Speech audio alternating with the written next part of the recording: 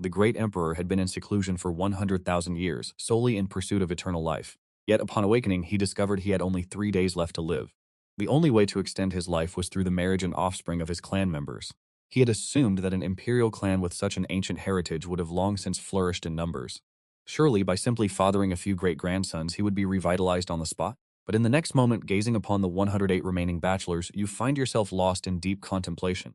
The Grand Elder has cultivated the virgin technique for 3,000 years, attaining a pure yang sword body. The Divine Son is renowned as an iron-willed man who has rejected the pursuits of every Saintess across the 9 heavens and 10 earths. Even the clan master, in his dedication to the family's affairs, severed all romantic ties 5,000 years ago. Looking at the righteous, stern faces gathered below, as if being single were a badge of honor, your mind begins to reel. Is this the existential crisis of the clan you spoke of? Clan Master Li Gentian puffed out his chest with a solemn expression. Ancestor, the ancestor of the neighboring Wang clan, has emerged from seclusion and is loudly demanding to annex the Li family spirit mines. Ancestor, please lead us to slaughter them. Slaughter? You have finally completely lost your composure.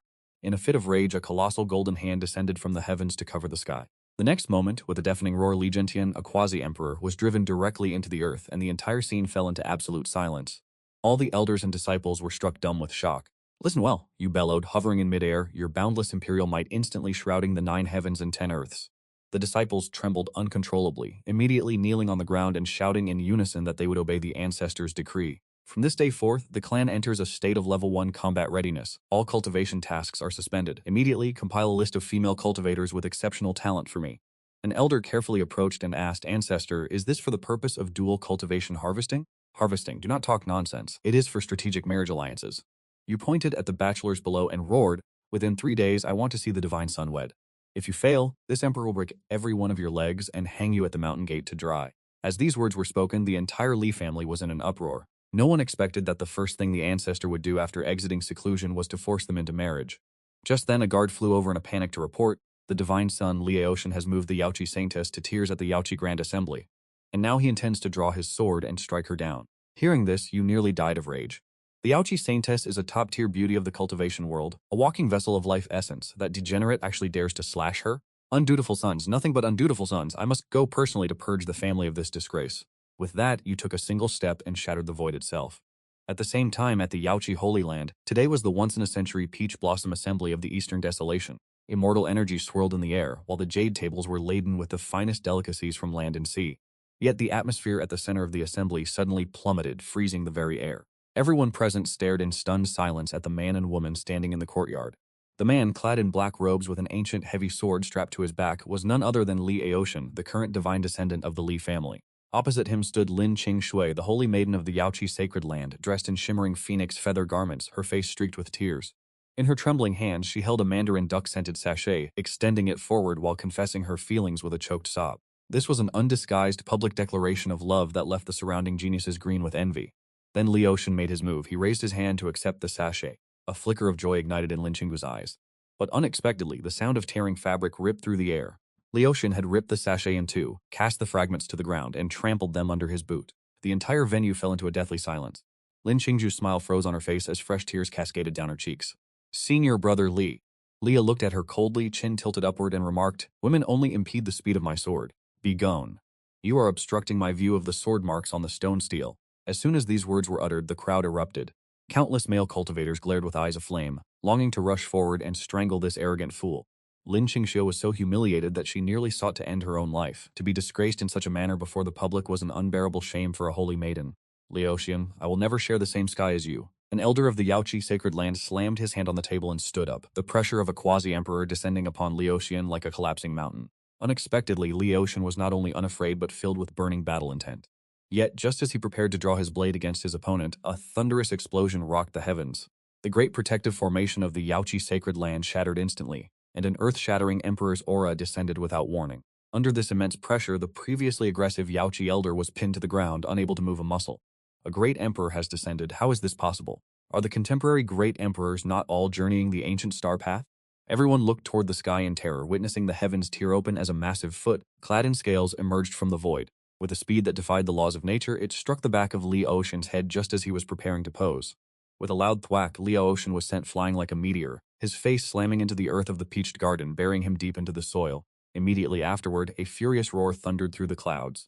I told you to go on a marriage proposal, yet you dare to go look at sword marks. You good-for-nothing spendthrift. As the dust settled, the figure of a man emerged. One hand gripped an unsheathed emperor-grade weapon, while the other dragged Li Aoshan, now beaten like a stray dog, out of the pit, leaving the entire assembly in stunned silence. The quasi-emperor elder of Yaoqi raised his head, trembling. Great Emperor Changsheng, are you not the one who passed away 10,000 years ago? You paid him absolutely no heed, instead reaching out to grab Li Aoshan and delivering 2 resounding slaps to his face. One truly believes that as long as a woman does not occupy one's heart, it will not hinder the speed of one's blade. Isn't that right? You dare to tear that sachet. I spent my youth pursuing your great-grandmother and never even received one. You are truly a wretched descendant, born into fortune yet failing to cherish it. After dealing the blows, you inhaled deeply, and your demeanor underwent an immediate transformation. The ferocious, murderous look vanished, replaced by an expression of gentle benevolence, even bordering on fawning. You then turned to face Lin Qingxue, who was stunned into silence and remarked softly, "My, this lass is quite beautiful. One can tell at a glance that she is blessed with a face of great fertility. Little girl, do not weep. This brat clearly has something wrong with his mind. Allow me to introduce myself. I am his ancestor. As for this marriage alliance, this old ancestor gives his blessing." As soon as these words fell, the scene descended into a deathly silence, and everyone present found their minds struggling to grasp the situation. The legendary Changsheng Great Emperor, upon his resurrection, had returned with such a sudden and overwhelming presence. Furthermore, the first things he did after his return were to beat his own descendant and then propose to the Yaoqi Saintess. The style of his actions was, to say the least, unconventional. Lin Qingzhou blinked, her long lashes still dampened by tears, her expression one of utter bewilderment. Good. Calling me old ancestor is certainly appropriate and intimate. You said this while waving your hand to assist Lin Qingzhou to her feet, even thoughtfully wiping the lingering tears from the corners of her eyes. Lass, that scoundrel was in the wrong to tear your sachet. To express our apologies and demonstrate the sincerity of the Li family, with a heavy clatter, you withdrew an object from your sleeve and tossed it onto the jade table. It was a small tower enveloped in 9-colored immortal light, the peak imperial weapon, the Hoshan Tower. The holy master of Yaoqi arrived at this moment, and upon seeing the artifact, he nearly collapsed to his knees on the spot. Indeed, just a small trinket, you said, waving your hand as if discarding trash. Take it as compensation for the ruined sachet. Furthermore, you swept your sleeves again, revealing a stalk of immortal divine herb that emitted an intoxicating, thick fragrance shaped like a dragon. 3 volumes of Great Emperor scriptures shimmered with immense Taoist scripts, and piles of top-tier spirit stones rose like mountains, instantly transforming the Yaoqi Peach Blossom Banquet into a glittering mountain of treasures. This is the betrothal gift. You smiled amiably at the holy master of Yaoqi. In-law, do you find this sufficient? If not, I can go to the neighboring family and seize a bit more. Or rather, borrow a bit more. At this, the holy master of Yaoqi felt as though his heart were about to leap out of his chest. This was no mere betrothal gift. It was clearly an attempt to purchase the entirety of Yaoqi. Although he was moved, he remained hesitant. Great Emperor, should we perhaps ask for the... Furthermore, the divine son Aotian seemed to have opinions earlier, yet you cut him off directly. You then turned your head and glared fiercely at Li Aotian, who had just struggled to his feet. Boy, tell me, do you wish to marry this young maiden or not? Li Aotian shook his head, his neck still unyielding. Ancestor, I wish to be a man who focuses solely on his cultivation path, not on matters of romance. Hearing this, you did not say another word, but instead drew your sword and held it against his throat. Focusing on what? Think carefully before you speak again. Speak or my hand might tremble and this sword could fall. If it does, our Li family will have to appoint a new divine son. Feeling the killing intent radiating from the blade, Li Aotian for the first time felt true fear and swallowed hard. He turned his head with extreme stiffness and spoke to Lin Qingxue. That scent sachet is quite beautiful. Could you embroider another one for me? You nodded with satisfaction. Retracting your sword, you looked at the holy lord of Yaoqi and said, It is settled then. Let the wedding night take place this evening. Great Emperor, this is too sudden. We have not yet chosen an auspicious date. There is no better time than the present, you replied, giving him no opportunity to refuse. After all, the lifespan shown on your system interface was diminishing with every passing second. Men, you shouted, and reached out to grasp the void. The Li family elders who were merely watching the spectacle were instantly hauled out. Guard this place, do not even let a single fly escape. With an overbearing aura, you pointed at Lin Qingxiu and issued your command. This is your young mistress, escort her back to the Li family for me. The elders were all brimming with newfound fervor. The ancestor is truly magnificent, brazenly seizing the holy maiden herself. This is the true stature of our imperial clan. Many female disciples of Yaoqi felt this was unreasonable, but upon seeing the mountains of betrothal gifts and sensing your world-shaking pressure, not a single one dared to utter a word of objection. And so, under the astonished gazes of geniuses from across the eastern wastelands, Li Aotian, renowned as the most stubborn bachelor throughout the ages, carried the Yaoqi holy maiden on his back as they began the journey home. Tonight, the Li family's Changsheng Isle was destined to remain sleepless. The entire divine island was illuminated by countless night pearls, bright as day. Countless ribbons of red silk fluttered between the floating islands. Although guests from the great holy lands were arranged to feast in the outer halls, every face wore an expression of having seen a ghost. After all, who has ever seen a great emperor on the very first day of his resurrection beat his own descendant half to death and force him into a wedding night? At this moment, within the Wenjin Pavilion, the innermost sanctum of the Divine Island, where Liao Tian usually went to contemplate the sword, the space had been forcibly renovated into a bridal chamber. Meanwhile, hidden in the grass outside the wall, 108 heads were lined up in a neat row. Great Elder Li Tong's face was flushed as red as a pig's liver. Old Ancestor, must we really go through with this? If this were to spread, my old face, do you truly believe your reputation is more important than the ancestral legacy of the Li clan? You did not turn back, your hand gripping a memory stone, fully focused on adjusting it to the perfect angle. Shh, be silent. That brat is moving. The elders behind you immediately held their breath, hundreds of eyes fixed intently on the scene within the room. The atmosphere inside the room had become strange to the extreme. Li Aoshan stood in the center of the chamber, while Lin Qingxue sat rigidly on the wedding bed, her hands clutching her crimson bridal gown. As the seconds ticked by, Li Aoshan finally stirred. He suddenly dropped to the floor and began tapping his fingers against the floorboards. Lin Qingxue's heart began to race. Husband, what are you doing? Li Aoshan raised his head with an expression of intense gravity. Shh, don't make a sound. The sound of this floor indicates that the space beneath is hollow. Hollow? Lin Qingxue was stunned. Indeed. Li Aoshan adopted an analytical tone, explaining that based on his years of tempered experience, such hollow structures were often used to conceal poisonous gas, hidden crossbows, or self-destruct formations. Immediately thereafter, he pulled a formation flag from his robes and began moving swiftly around the room. Watching this from outside the wall, your vision turned black with exasperation. You scoundrel, that is the Nuanning warming formation, specifically installed so that they would not be cold. Inside the room, Li Aoshan busied himself for half an incense stick of time, eventually fortifying the entire wedding chamber until it was as secure as an iron barrel. Lin Qingyo gazed at the shimmering defensive lights surrounding them, feeling both helpless and amused, yet a trace of warmth rose in her heart. Husband, is it safe now? Is it temporarily secure? Li Aoshan wiped the sweat from his brow and finally approached the bed. Lin Qingxue's heart immediately leaped into her throat. She shyly closed her eyes, waiting for that sacred moment. To her surprise, Li Aoshan merely extended a finger and extinguished the burning candle. In the next instant, the entire room was plunged into darkness. Lin Qingxue was instantly panicked. What is the meaning of this? The light is too bright, it makes us an easy target. The voice of Li Aoshan echoed within the darkness. Furthermore, the smoke produced by the burning red candles could compromise the purity of the meridians within the lungs. For the sake of our cultivation, it is best to extinguish them. Meanwhile, the elders outside the wall, witnessing this scene, had already begun to press their philtrums in desperation. A hot-tempered elder drew his blade directly.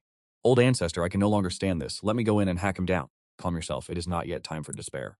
You took a deep breath, suppressing the anger in your heart. If persuasion fails, one must use force. Bring that item out. Hearing this, the great elder tremblingly withdrew a purple gourd from his robes, inscribed with 3 large characters. Hehuan powder. Blow it all inside for me, you commanded without hesitation. Immediately, a plume of pink smoke drifted silently through the door cracks into the wedding chamber, which was protected by multiple layers of arrays. In the darkness, Li Aoshan, who was sitting cross-legged on the floor, suddenly felt his nose twitch. What is that scent? The following second, a wave of intense heat surged from his dantian, causing even his rock-solid sword heart to tremble violently. This is not good. It is a toxic vapor that has managed to bypass my arrays. Li Aoshan was utterly horrified. He attempted to circulate his internal energy to dispel the poison, but discovered that the more he circulated his energy, the hotter his body became, while the beautiful visage of Lin Qingxue began to flood his mind uncontrollably. It is so hot, Lin Qingxue let out a soft moan from the bed. She had always harbored deep affection for Li Aoshan, and at this moment her remaining reason vanished entirely. Moments later, sounds of tearing fabric echoed in the darkness, following a primitive rhythmic harmony. Listening to the movements inside from the outside, you heaved a sigh of relief. Ding! Detected that the family's divine descendant has successfully consummated the marriage. Congratulations to the host for completing the mission. Rewarded with 500 years of lifespan and the Earth-grade cultivation manual, Yin-Yang creation scripture. Received a shard of the Supreme Emperor weapon, multi-child, multi-fortune pagoda, and the special title, Gold Medal Matchmaker. Upon equipping this title, your matchmaking success rate increases by 50%. The next instant, a colossal surge of vital life essence poured into your body. Your blood and energy, which had been somewhat withered, boiled once more, as if you had instantly returned to your youth. Exhilarating, truly exhilarating. You felt the power surging within your body and let out a loud shout. Let us depart. On the way back, you were in high spirits, pulling out the family's list of singles. The next victim, your gaze shifts downward, finally resting upon the second name on the list. The next morning, you lead a group of elders, surging with aggressive momentum, toward a nameless, desolate mountain in the Back Mountain region. This mountain bears the peculiar name of Gaodao Peak. Looking from afar, every stone on the mountain has been polished smooth, as if to ensure no one could hide in the crevices to launch a sneak attack. The mountain is surrounded by dense formations of inscriptions, and looking at this giant turtle shell-like structure lacking a head, your mouth twitches. Is this truly the residence of Li Goga? The second elder, following behind, helplessly explains, Old Ancestor, indeed it is. Ever since that child was stung by bees at the age of 6, his temperament has undergone a complete transformation. His philosophy of cultivation is that as long as one hides deep enough, even the reaper will be unable to find them. Hearing this, you let out a cold snort, then immediately step forward, channeling energy into your dantian, and shout loudly, "Li Go, I am your ancestor. Get out here, for I am the great emperor who has been in secluded meditation for 100,000 years, seeking only eternal life. Yet, having just awakened, I suddenly realize I have only 3 days left to live. The only way to extend my lifespan is to rely on my clan members to marry and bear children. I had assumed that after an imperial clan has been passed down for countless years, its population would have long since exploded. Surely, if I simply sired a few great-grandsons, I would be granted a new lease on life? But the next second, looking at the 108 remaining bachelors, you fall into deep contemplation. Li Go. I am your ancestor. Get out here this instant. Your voice rings out like thunder, yet there is not a single reaction from within the mountain. After a long while, a small crack suddenly opens on the mountain and something resembling a periscope pokes out. Immediately following, a mechanical synthesized voice rings out. Warning, warning, a high-energy entity has been detected approaching. Who goes there? Please state the password within 3 seconds, or we shall all perish together. Hearing this, the veins on your forehead begin to throb. Li Go, can you not see clearly? I am the great-great-grandfather of your great-grandfather. Do not try to deceive me. That mechanical voice is filled with suspicion. Everyone knows that the eternal great emperor passed away 100,000 years ago. You must be a heavenly demon from the outer realm, or perhaps that old ancestor from the Wang clan next door in disguise, trying to lure me out to kill me and steal my treasures. Before the words had even finished, Gao Dao Peak suddenly activates its defensive mode, and countless pitch-black gun barrels emerge from the mountain. Instantly, talisman-imbued arrows and smoke clouds fill the sky, raining down as if they cost nothing at all. This is chaos, utter chaos, you remark, laughing in disbelief. A dignified great emperor is being treated as a villain by his own descendant, guarded against at every turn. Too lazy to dodge, you reach out a hand and seize the void. The space itself seems to freeze instantly. The myriad of attacks filling the sky suddenly halted in midair, dissolving into mere dust. Then that colossal golden hand, capable of blotting out the heavens, descended and seized the entire Gudao Peak. In the next instant, the earth trembled and the mountains roared. Before the horrified eyes of the elders, you uprooted the entire mountain from the earth and shook it violently, as if playing with a child's toy. Are you coming out or not? From deep within the mountain, the miserable shriek of Li Go finally echoed forth. Stop shaking it. I'll come out. I'll come out. Hearing this, you ceased your movements and tossed the mountain back to the ground with total indifference. With a thunderous crash, the mountain cracked open and a metal barrel, armed to the teeth, rolled out. This individual was clad in 9 layers of soft armor, covered by a heavy outer shell of profound iron. He wore a helmet designed to protect his divine sense, and upon his feet were windfire wheels. In his hands, he clutched 2 supreme-grade Earth Escape talismans, ready to be activated at a moment's notice. It was none other than Li Go. No sooner had he emerged than he attempted to flee, only to be frozen in place by a single immobilization spell. Where do you think you are going? You walked over and tapped on his helmet as if testing a watermelon. Take off this turtle shell for me. No, this is my true form. If I remove it, I will perish. Li Go wailed in despair. Ancestor, spare my life. I admit my guilt. I should not have doubted you, but I truly do not wish to go outside. The outside world is far too dangerous. There are falling meteors, powerful experts attempting to seize bodies, and even female cultivators who practice soul-draining arts. It is truly terrifying. Female cultivators who practice soul-draining arts, you say? Upon hearing this, your eyes brightened. Excellent. The ancestor has come today precisely to send you off to be drained. What did you say? Li Go was stunned as you casually pulled a portrait from your robe. The woman in the painting wore robes as red as flame, stood atop thunder and lightning, and her gaze was so sharp it seemed as though she would devour a man whole. Li Go trembled violently the moment he caught a glimpse. This is Sudiki, the Saintess of the Heavenly Demon Sect. Ancestor, why have you produced her portrait? What why? She is your fiancée. Upon hearing this, Li Go's eyes rolled back into his head and he fainted on the spot. Elsewhere, the Heavenly Demon Sect, the premier villainous power of the Eastern Wasteland, was situated at the Abyss of Severed Souls, shrouded in eternal mist and sorrow. Typically, this place was haunted by howling, malevolent winds, and for 1,000 miles, not a single blade of grass could grow. Passing cultivators would sooner wish for extra legs to flee as quickly as possible, yet today, the place was exceptionally lively. The sound of heavy footsteps caused the earth to vibrate as you led the way. On your shoulder, you carried an ancient, heavy copper coffin. Each of his steps left a deep crater in the earth. Closely following behind were 108 warriors from the Li clan, fully armed and led by the great elder Li Tong. Every one of them brandished shimmering Dharma treasures, their killing intent heavy and palpable. Standing out in the center of the formation was Li Go, bound by Namho rope. He looked as miserable as a funeral attendee, escorted by 2 burly men as if he were a common stray dog. At that same moment, the main headquarters of the Heavenly Demon Sect had fallen into complete chaos. A scout rolled and scrambled into the Great Hall, crying out in panic, "Disaster, the Li clan has arrived at our gates." With a sharp crack, the wine cup in the hands of the Heavenly Demon Sect master, Shu Lai, instantly shattered. He stood abruptly, his pseudo-emperor aura erupting without the slightest restraint. The trembling scout, barely able to speak, reported that the one leading the charge was none other than the Changsheng Great Emperor.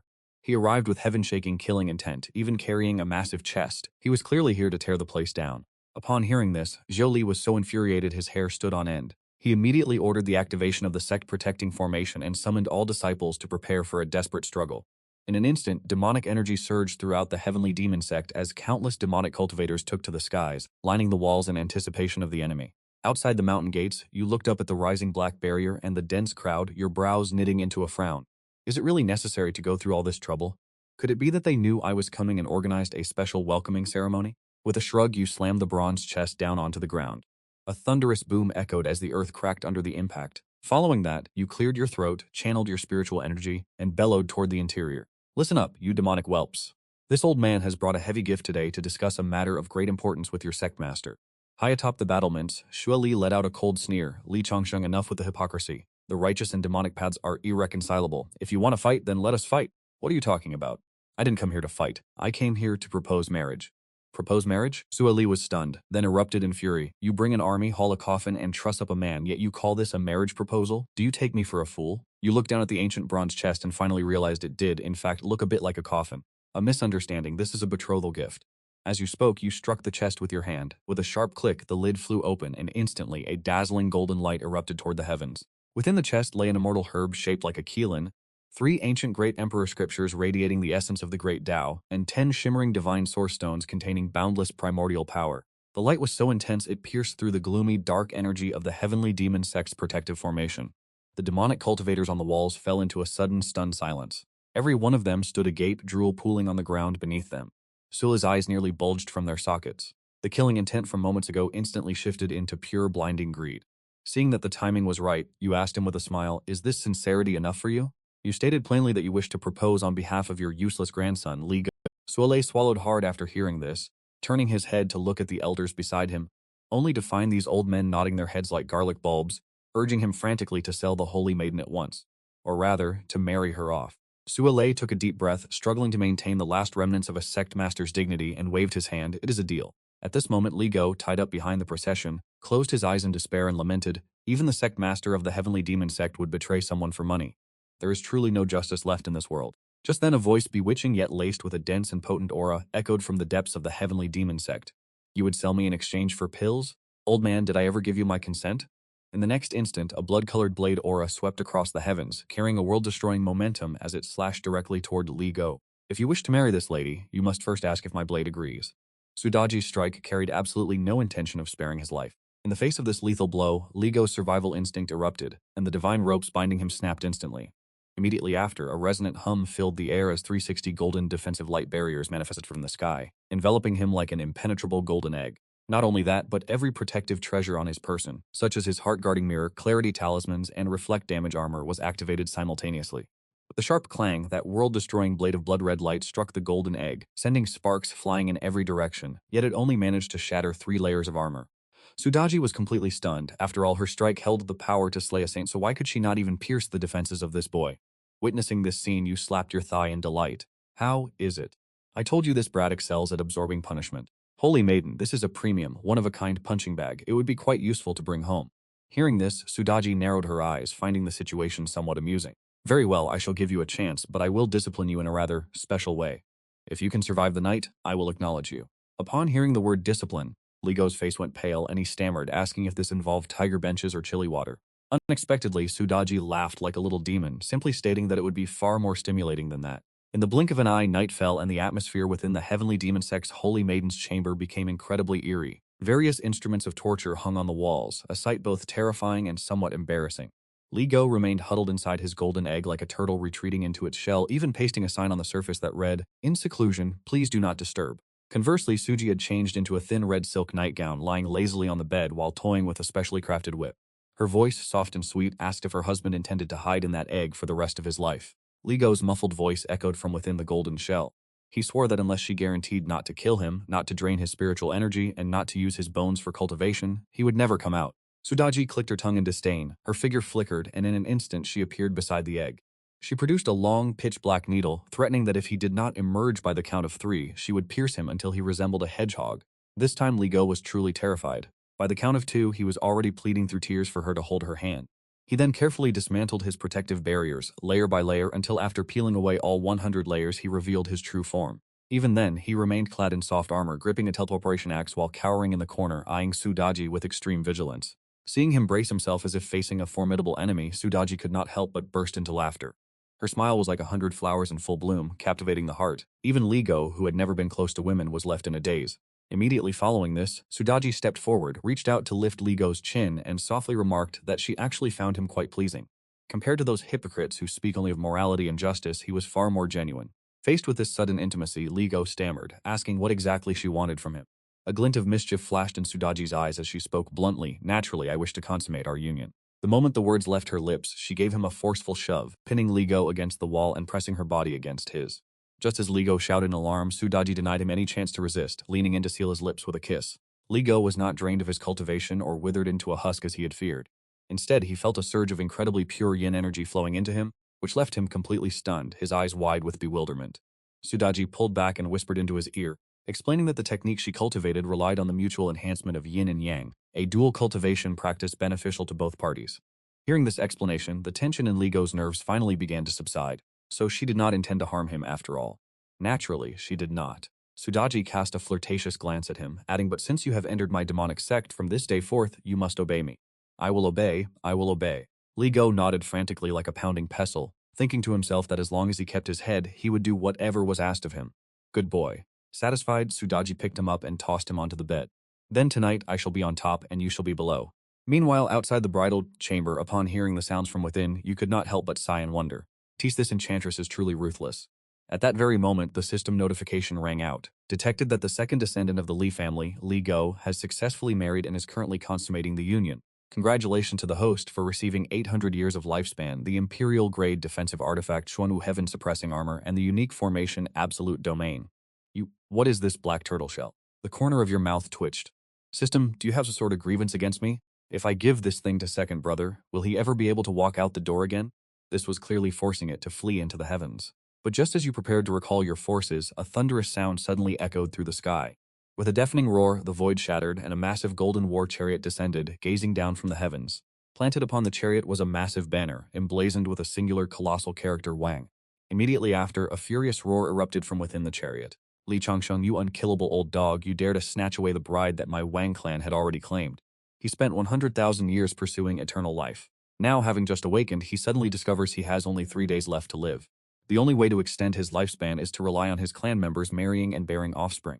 At this moment, a furious roar echoed once again from within the chariot. The one who arrived was none other than the Wang clan ancestor, Wang Dongfei, the sworn enemy of the Li clan. Years ago, in his youth, this Wang Dongfei was hailed as having the aptitude of a great emperor, yet he was suppressed by you his entire life, forced to live in your shadow.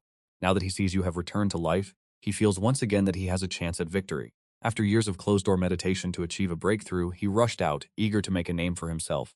At this moment, Wang Dongfei stood atop his golden war chariot, pointing a finger at you in rage, berating you for your excess, declaring that his grandson, Wang Batian, had long since set his sights on this Saintess of the heavenly demon sect, and that even the betrothal gifts had already been prepared, yet you had intercepted and snatched her away midway. Following this, his anger escalated as he spat out a ruthless threat. "Today, if you do not hand over Sudaji and offer 10 emperor-grade weapons as compensation, my Wang clan shall raze this place to the ground."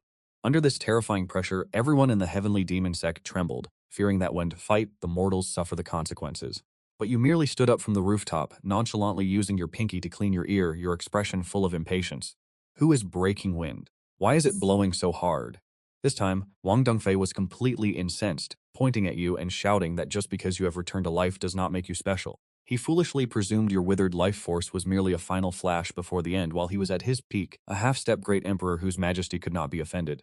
Hearing him boast of being a half-step great emperor at his peak, you merely laughed, immediately deciding to use him as fireworks for your granddaughters-in-law.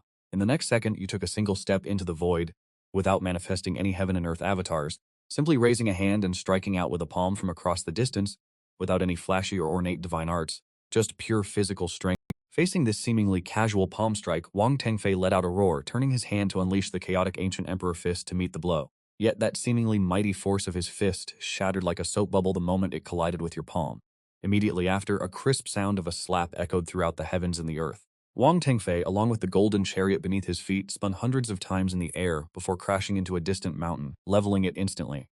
The entire scene fell into absolute silence. With just one palm, the half-step Great Emperor Wang Tengfei was defeated. You blew on your palm with an expression of utter disdain.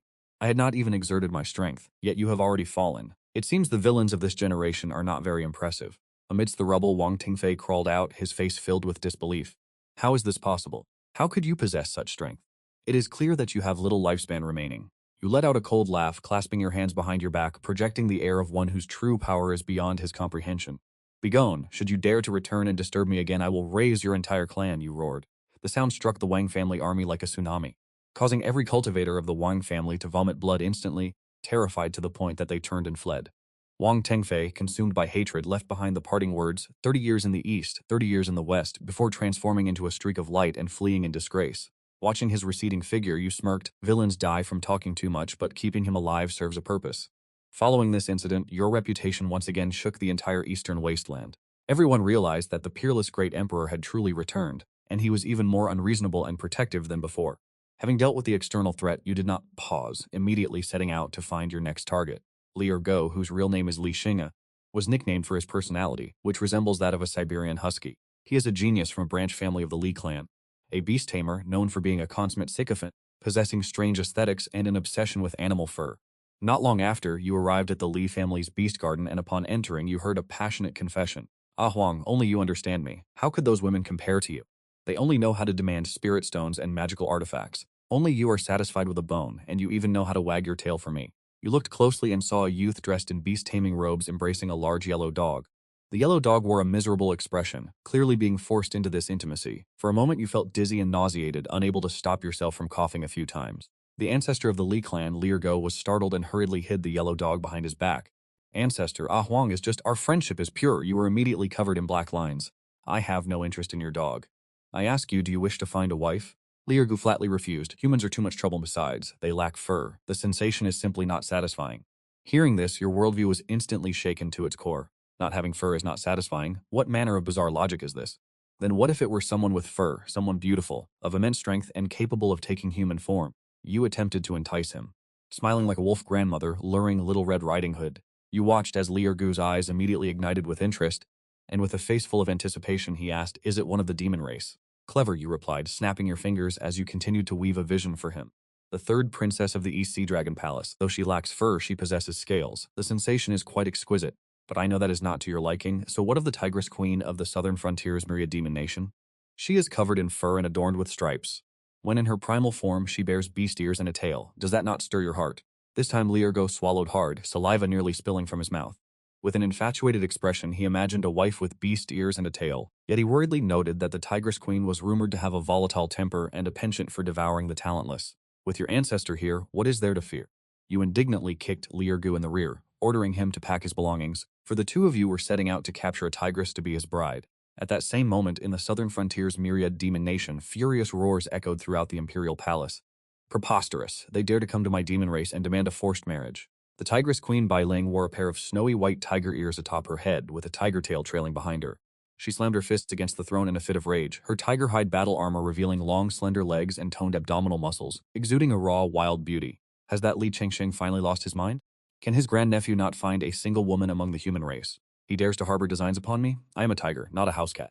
Below, the demon kings were equally incensed, and even, Your Majesty, dear relative, pray do not be so incensed. Just then, a sinister voice rang out. You arrived in a display of imposing grandeur, Li Ergo in tow. My grandnephew may be named Ergo, but he possesses a pure bloodline in the holy body of the human race. The moment Li Ergo laid eyes on Bai Ling, his eyes lit up and he could not help but let out an excited sound. In the following second, the entire hall fell deathly silent, the others covering their faces in despair, inwardly lamenting that all was lost. This grandnephew of yours was truly hopeless. The first thing he did upon meeting her was bark like a dog, leaving Bai Ling trembling with rage as she gritted her teeth and demanded to know what he had just said. Li Ergo stammered in reply, "Why, your tail is beautiful, may I touch it?" As these words were spoken, Bai Ling completely erupted in fury. With a thunderous roar, she transformed into a colossal white tiger, lunging forward with jaws agape. Unexpectedly, Li Ergo did not flee. Instead, his face glowed with excitement as he spread his arms wide, his eyes brimming with affection. You let out a helpless sigh, instantly manifesting an Emperor-grade artifact to immobilize Bai Ling, leaving Li Ergo to handle the rest himself. Whether he succeeds in taking a wife home depends entirely on his own capability. Immediately after, Li Ergo lunged forward, not to attack, but to deftly produce a massive custom-crafted Dharma artifact from his storage ring. A glowing spirit sphere hung from the tip, swaying rhythmically before Bai Ling. In an instant, Bai Ling's ferocious tiger eyes were captivated by the orb, involuntarily tracking the movement of the cat-teasing toy. She was horrified to discover that her primal feline instincts had been triggered, and her body could not resist the urge to pounce on the fuzzy sphere. This was the 18 strokes of feline mastery, luring the enemy deep. With a solemn expression, Li Ergo whispered, "Do not move. Let me scratch your chin." It was incredibly comforting. As he spoke, he genuinely reached out, boldly scratching Bai Ling's chin. As that followed shattered the worldviews of all the present demon kings, for they witnessed the majestic and peerlessly overbearing queen of the Tiger Clan. Under the expert stroking technique of Li Ergo, slowly closing her eyes, finally reverting to her human form and resting limply in Li Ergo's embrace, her expression one of utter contentment. At this moment, you stood stunned, silently reflecting that the pinnacle of a devoted pursuer is truly an expert beast tamer. This lad certainly has some tricks up his sleeve. Li Ergo held Bai Ling, his face radiating such happiness as if he had obtained the entire world. He declared on the spot that he had consented to this union. Although Bai Ling suddenly regained her senses, her body remained stubbornly unwilling to leave that warm embrace, even yearning for a few more scratches. Li Ergo spoke tenderly, promising to provide her a home where she could be groomed and pampered every single day. Upon hearing this, Bai Ling's face turned crimson, and the violence in her heart miraculously vanished. You felt goosebumps rising across your skin. Disgusted, you waved them away, telling them not to act so revolting. If they were finished, they should return to hold the wedding. At that very moment, the system notification echoed within your mind. Ding, cross-species matchmaking for Li Ergo successful. Reward, 1,000 years of lifespan, obtained Earth-grade cultivation technique Myriad Beast Domination Arts, and the special constitution Myriad Beast Affinity Body. Witnessing your lifespan soar, you couldn't help but beam with joy, hurriedly asking who the next candidate was. Unexpectedly, the Grand Elder reported that Si Changzun is an obsessed artifact refiner. It is said he has fallen in love with a puppet and is preparing to imbue it with a soul. This news caused... What karmic debt have I incurred? Exactly how many oddballs are left in the Li family, and when will these days finally come to an end? Not long after, at the ancestral hall of the Li family island, the Grand Hall was shrouded in a mystical aura. 3 consecutive grand weddings had caused the clan's fortune to skyrocket. You sat cross-legged in the deepest recesses of the ancestral hall. Just then, the system's notification chime echoed. The host had recently successfully facilitated 3 unions, the clan's fortune had risen, and the rewards were now being processed. You not only received 10 years of cultivation base, but also a peculiar divine ability called a gaze that induces pregnancy. Although limited to attacking the divine sense and causing a psychic hallucination of pregnancy, it is, without a doubt, an incredibly humiliating technique. Furthermore, there was a fragment of an ancient secret realm key. Upon hearing a thunderous boom, your internal cultivation base roared to life. The sensation of being invincible from 100,000 years ago was gradually returning. Next, you gazed at the secret realm key fragment within the system's space, musing that this ancient secret realm sounded much like a dungeon. At this moment, Great Elder Li Tong entered with a joyful expression, loudly proclaiming there was good news. Your eyes lit up. Was someone else getting married? As it turned out, Li Tong scratched his head in embarrassment, explaining that Tianhuang City was about to host a once-in-a-century grand auction. It is said that the treasure this time is a key to the tomb of the Hongshan Empress. You stroked your chin, thinking the name sounded familiar. After all, 100,000 years ago, she was the wealthiest woman in the cultivation world and also a notorious bachelorette. It is said that before ascending, she left behind countless dowries waiting for a fated individual. Li Tong added excitedly, although Li family is wealthy now, we must continue to accumulate resources to support so many granddaughters-in-law. You nodded, feeling that this was indeed true. Supporting a wife is expensive, and raising children is even more costly. Moreover, staying home constantly is not ideal. These grandsons are on the verge of becoming mentally deranged from confinement. They must be taken out into the world. The next second, you stood up abruptly, your imperial aura enveloping the hall, and immediately issued an order. You would personally lead the team to this auction. When asked who you would bring, you gave a cold laugh, deciding to take all 3 rascals who had just been married along with you. For a man cannot drown himself in domesticity every day. One must have a career. One must have a career. In the blink of an eye, half an hour passed. On the Li family plaza, a 9-dragon warship 1,000 feet long sat waiting, its hull forged from black gold. You stood with your hands behind your back, standing proudly on the dragon's head. A banner fluttered in the wind, elevating your overwhelming dominance to a new height. But when you turned to look behind you, the sight of the 3 youths hanging their heads in despair left you furious. You saw Leo Ocean holding his waist, his face full of weakness, whimpering as he made excuses about needing to comprehend the yin-yang great Tao, asking if he could stay behind. Liga was armed to the teeth, covered in stealth talismans, muttering that Tianhuang City was too crowded, and that it would be best to cheer from home from afar. Most ridiculous of all was Li Ergo, who had a mini white tiger perched on his neck, making excuses that his linger did not want to go to crowded places. Fearing that you would not listen to another word, you raised your hand and delivered a slap to each of them. You then laid down a ruthless ultimatum. If anyone disgrace the Li family while we are out, I will personally shove you back into your mother's womb to be reborn. Immediately thereafter, you issued a command. The nine-dragon war chariot tore through the void, surging toward the most bustling city in the central province, Tianhuang City. You had spent 100,000 years in seclusion, seeking nothing but the path to immortality. Yet, upon awakening, you were suddenly struck by the realization that you had only 3 days left to live. Thus, to prepare greeting gifts for your future descendants, you decided to personally lead a team to attend a once-in-a-century auction. Meanwhile, Tianhuang City, the largest neutral stronghold in the eastern wasteland, was jointly managed by the Heavenly Secret Pavilion and the Myriad Treasures Tower. At this moment, the sky outside the city was ablaze with flowing light. Countless divine rays streaked across the horizon, and cultivators at the gates were engaged in lively discussion.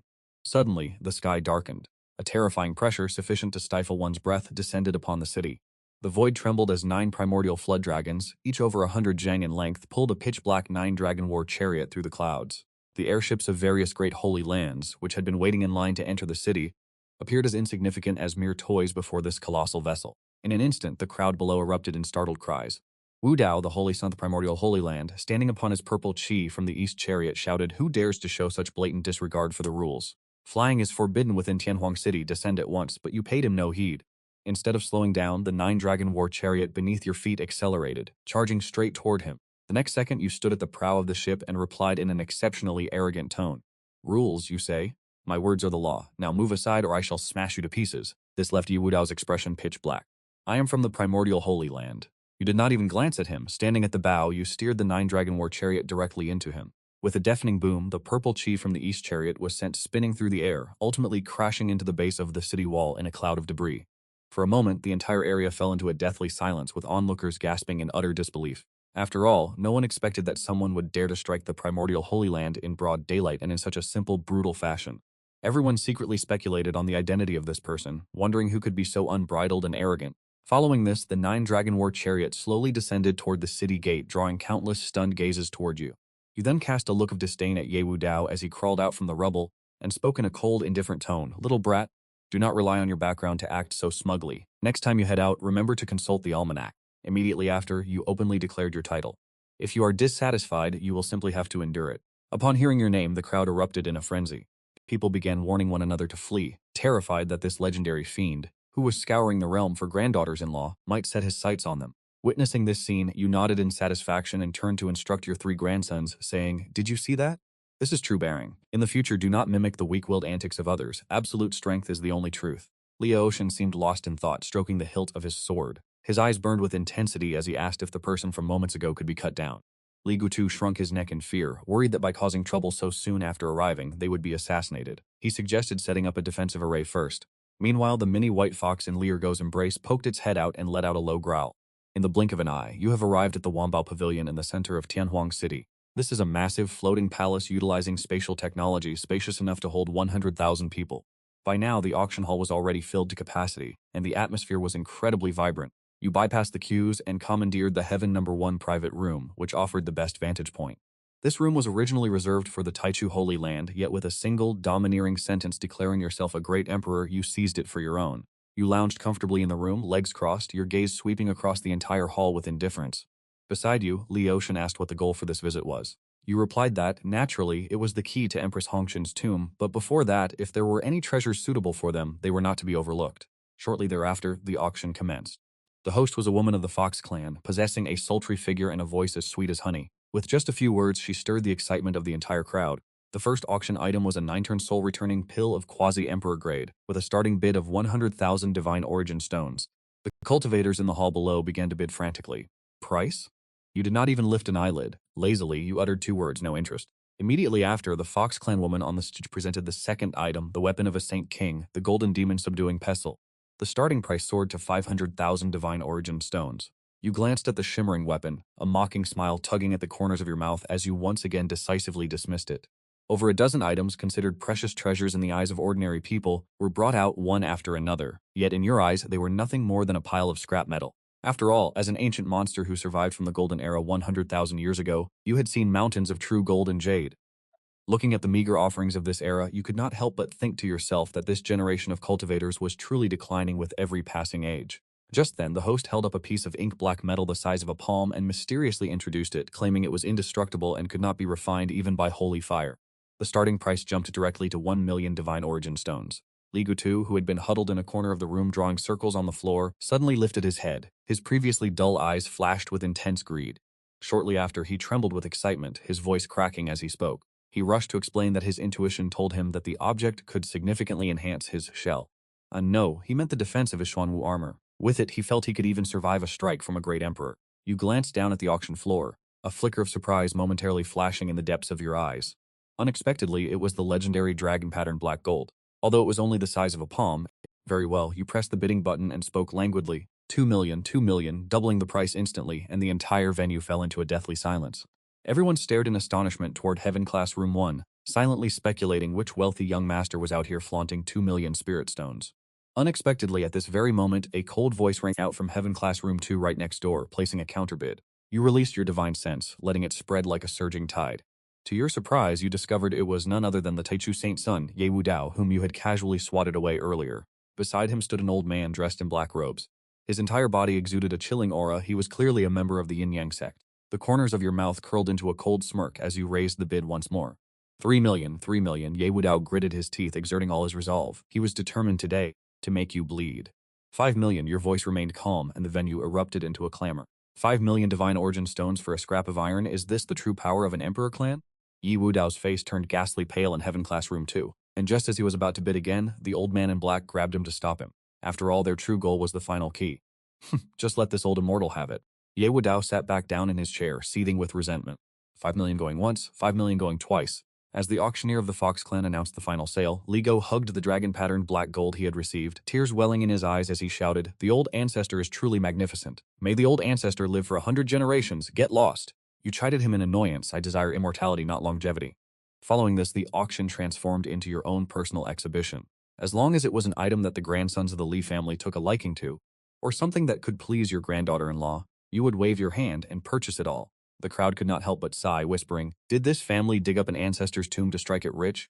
How are they not afraid of going bankrupt, spending money like this?" Finally, the main event arrived as the Fox clan auctioneer carefully brought out a jade box. When opened, it revealed a crimson jade pendant emitting a faint aura of an emperor with a starting price of 10 million divine origin stones. With a loud boom, the entire venue boiled over. This was the key to the Great Emperor's tomb. 15 million, Ye Wu Dao of the Taichu sacred land stood up immediately, his expression radiating the confidence of one who had already secured victory. 20 million, the Jiaoguang sacred land followed closely behind. 25 million, the Central Province dynasty refused to be outdone.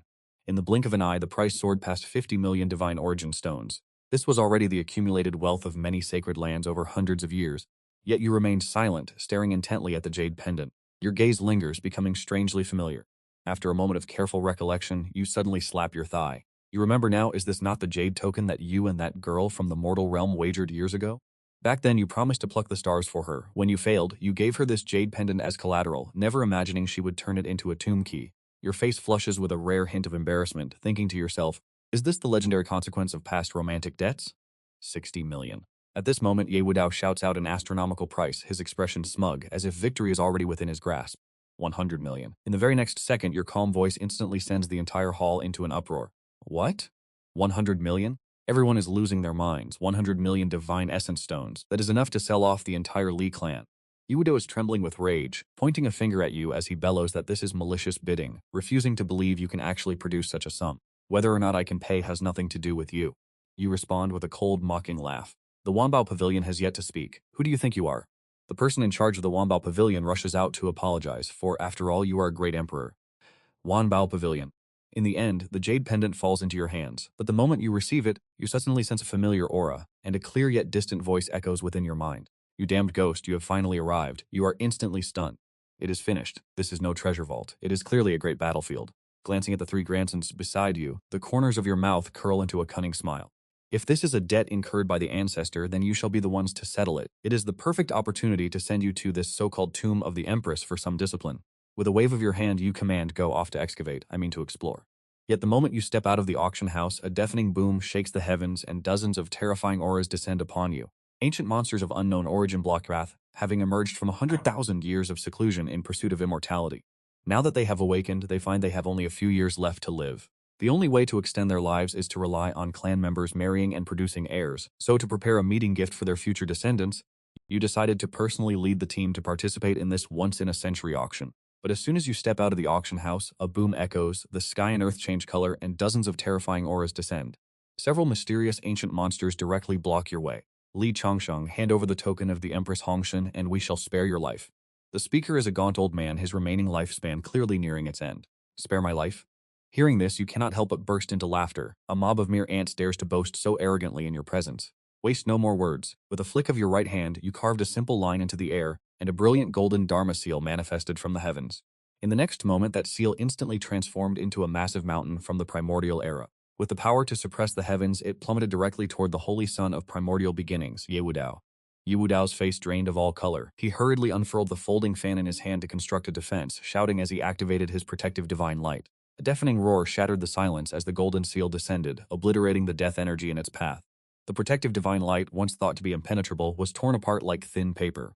Yewudao did not even have the chance to scream before the golden seal ruthlessly slammed into him. His life and death remain uncertain. The scene unfolded with such terrifying speed that the pupils of the watching old monsters contracted, a chill instantly rising in their hearts. You retracted the golden seal, your gaze sweeping calmly over the three grandsons standing behind you. Today is your trial. Aside from the rat hiding in the shadows, leave the rest to the ancestors. Li Aoshan stepped forward first, his entire being surging with sword intent. With a clear chime, the heavy sword in his hand did not swing wide, but instead traced a mysterious trajectory through the void, with black and white energy flowing along the blade. This was the true foundation Li Aoshan had realized from the Yin-Yang Creation Sutra. Immediately following, he unleashed a single strike. The sword aura resembled a river reflecting the setting sun, possessing the power to split mountains and cleave rocks.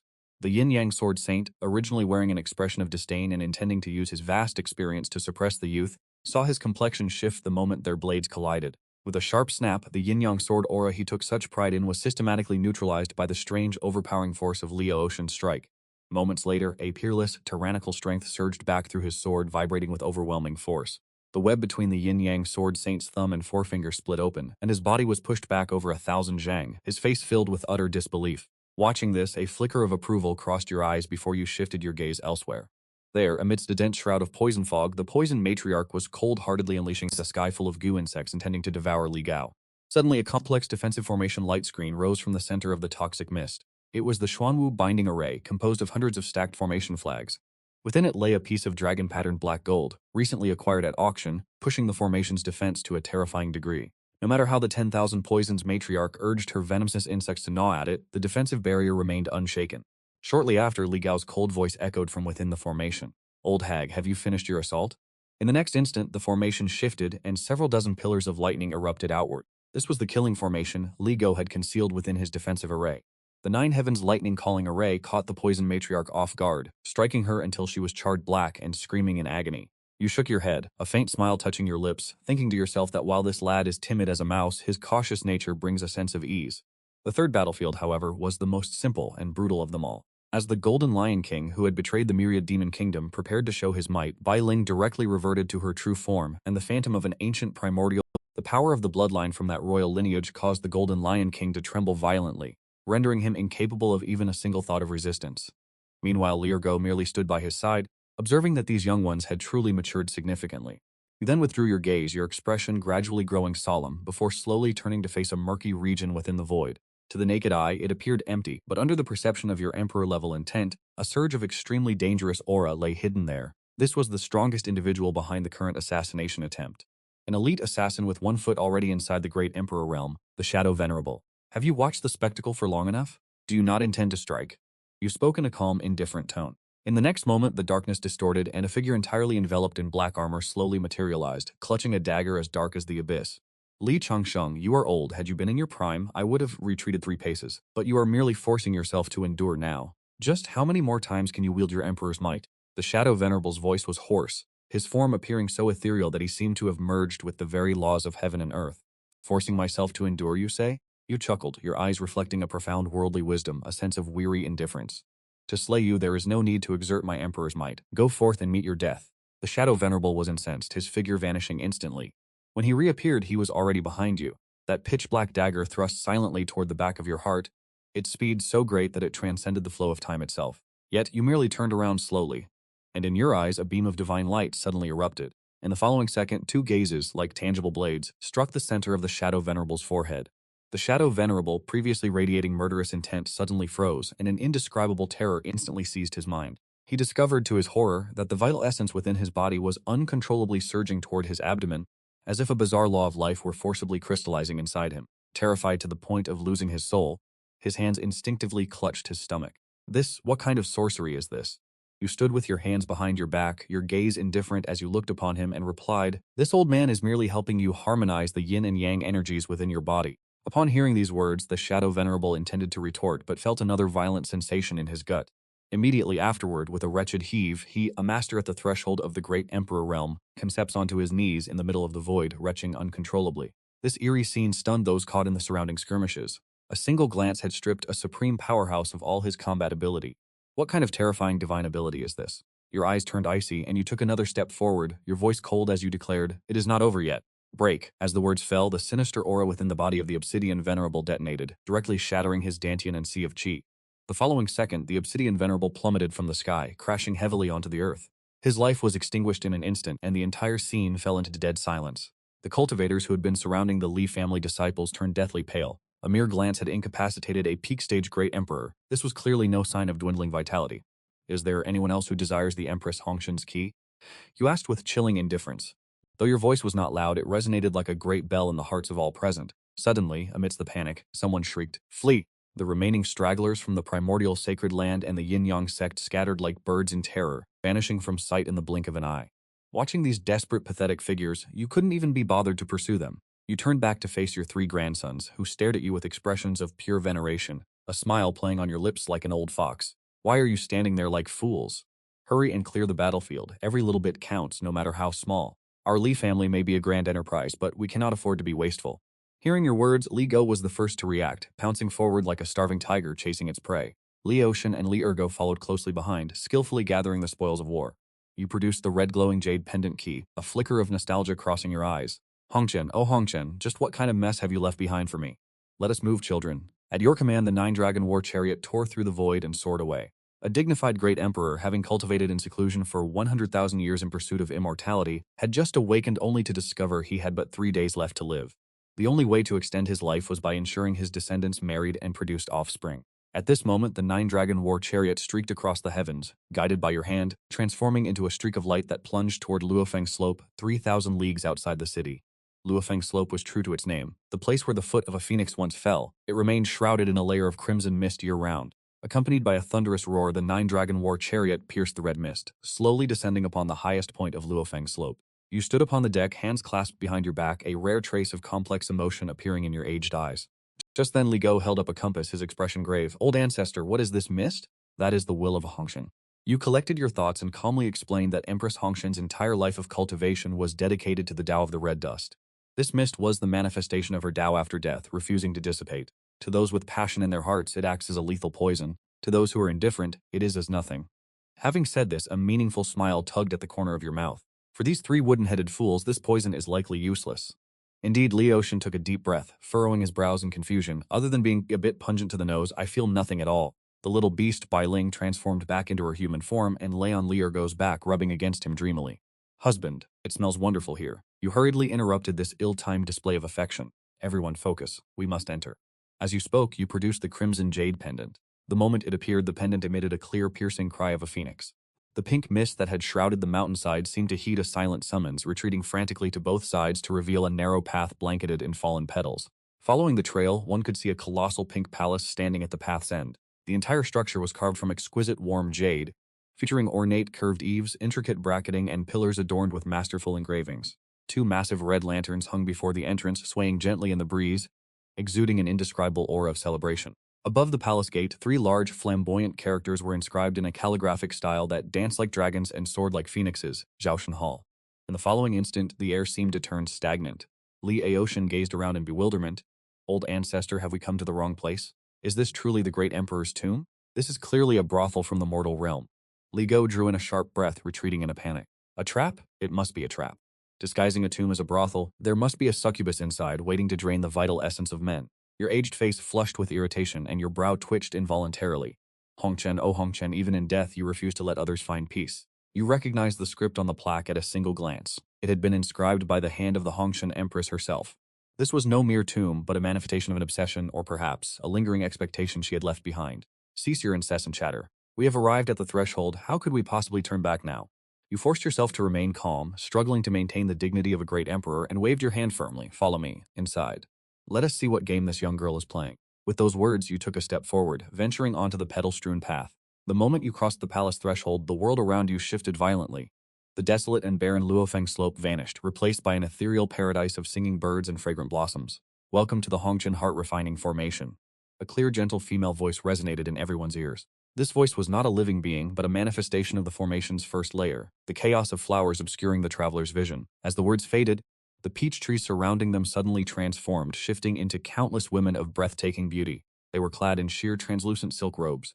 Young master, come and play with us. Some played lutes and sang, while others danced with graceful, fluid movements. Every one of them was devastatingly seductive. You kept your hands clasped behind your... This low-level illusion is nothing more than a dull puppet show to you. For now, the main attraction is watching how the three grandsons handle this situation.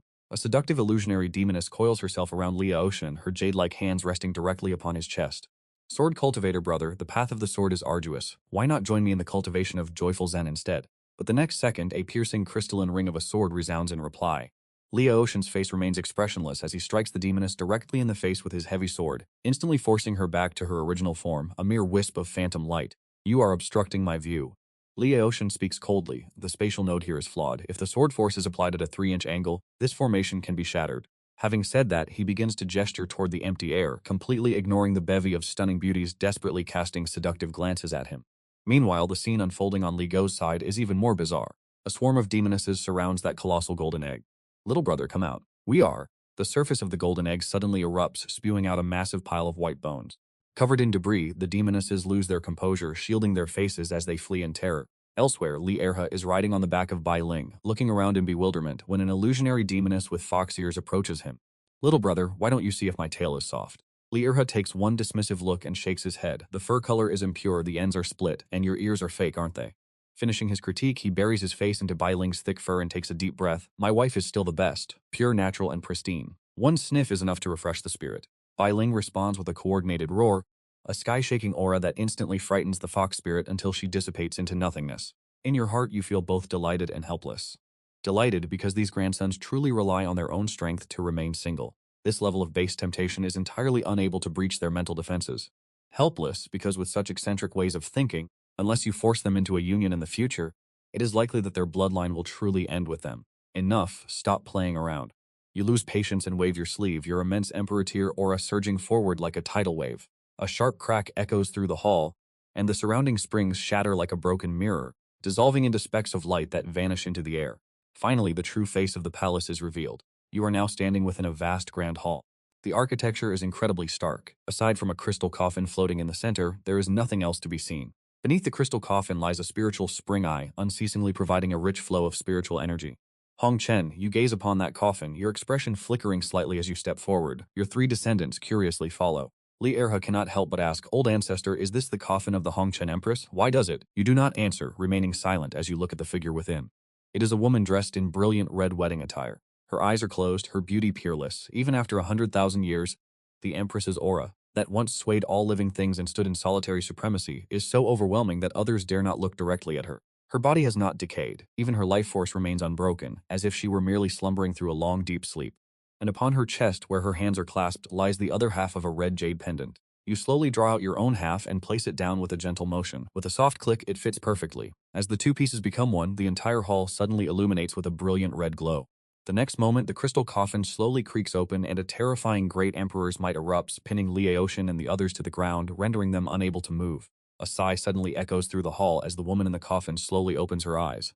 A grand great emperor, who went into seclusion for 100,000 years in pursuit of longevity, has now awakened only to realize she has but 3 days left to live. The only way to extend her life is to rely on members of a clan marrying and bearing children.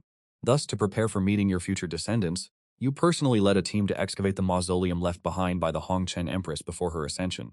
Unexpectedly, the next moment, the crystal coffin slowly opened, and that terrifying might directly pinned Liaoshin and the others to the ground, leaving them unable to move. You have come. A sigh suddenly echoed through the hall as the woman in the coffin slowly opened her eyes. Hong Chen, it has been a long time, you calmly begin.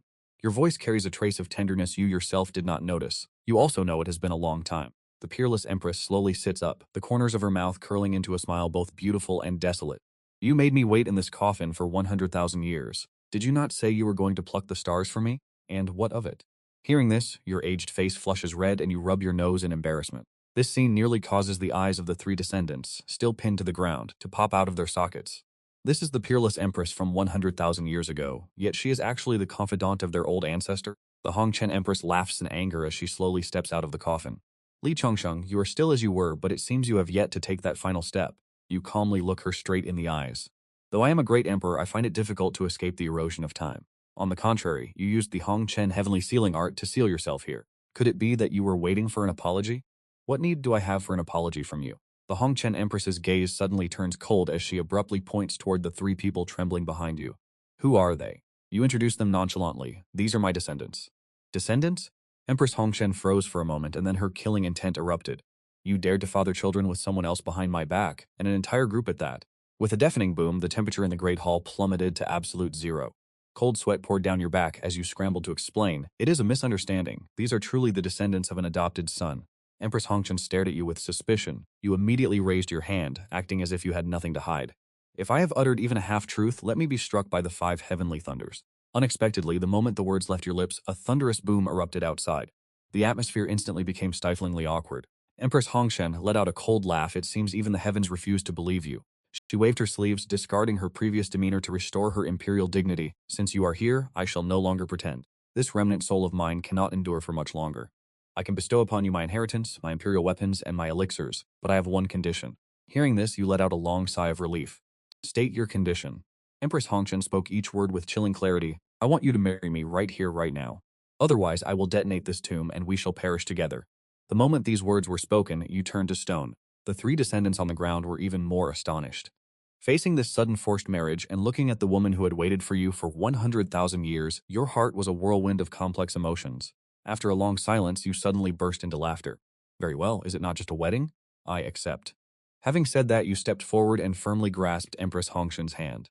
With domineering aura, you declared, how could the wedding of Li Changsheng be held so sloppily in this dilapidated tomb?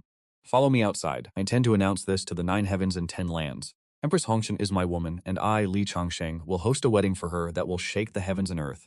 Not long after, phoenixes danced in the sky, and the pink phantom of the ancient temple which had stood atop the mountain began to shrink until it fell into the palm of a woman in red robes. Empress Hongshen wore a phoenix coronet. Draped in a ceremonial imperial gown, her entire being radiating a terrifying majesty, and beside her you stood, having just driven. At this moment, he wears a deceptively submissive expression. Indeed, it is you, standing there with your hands clasped behind your back.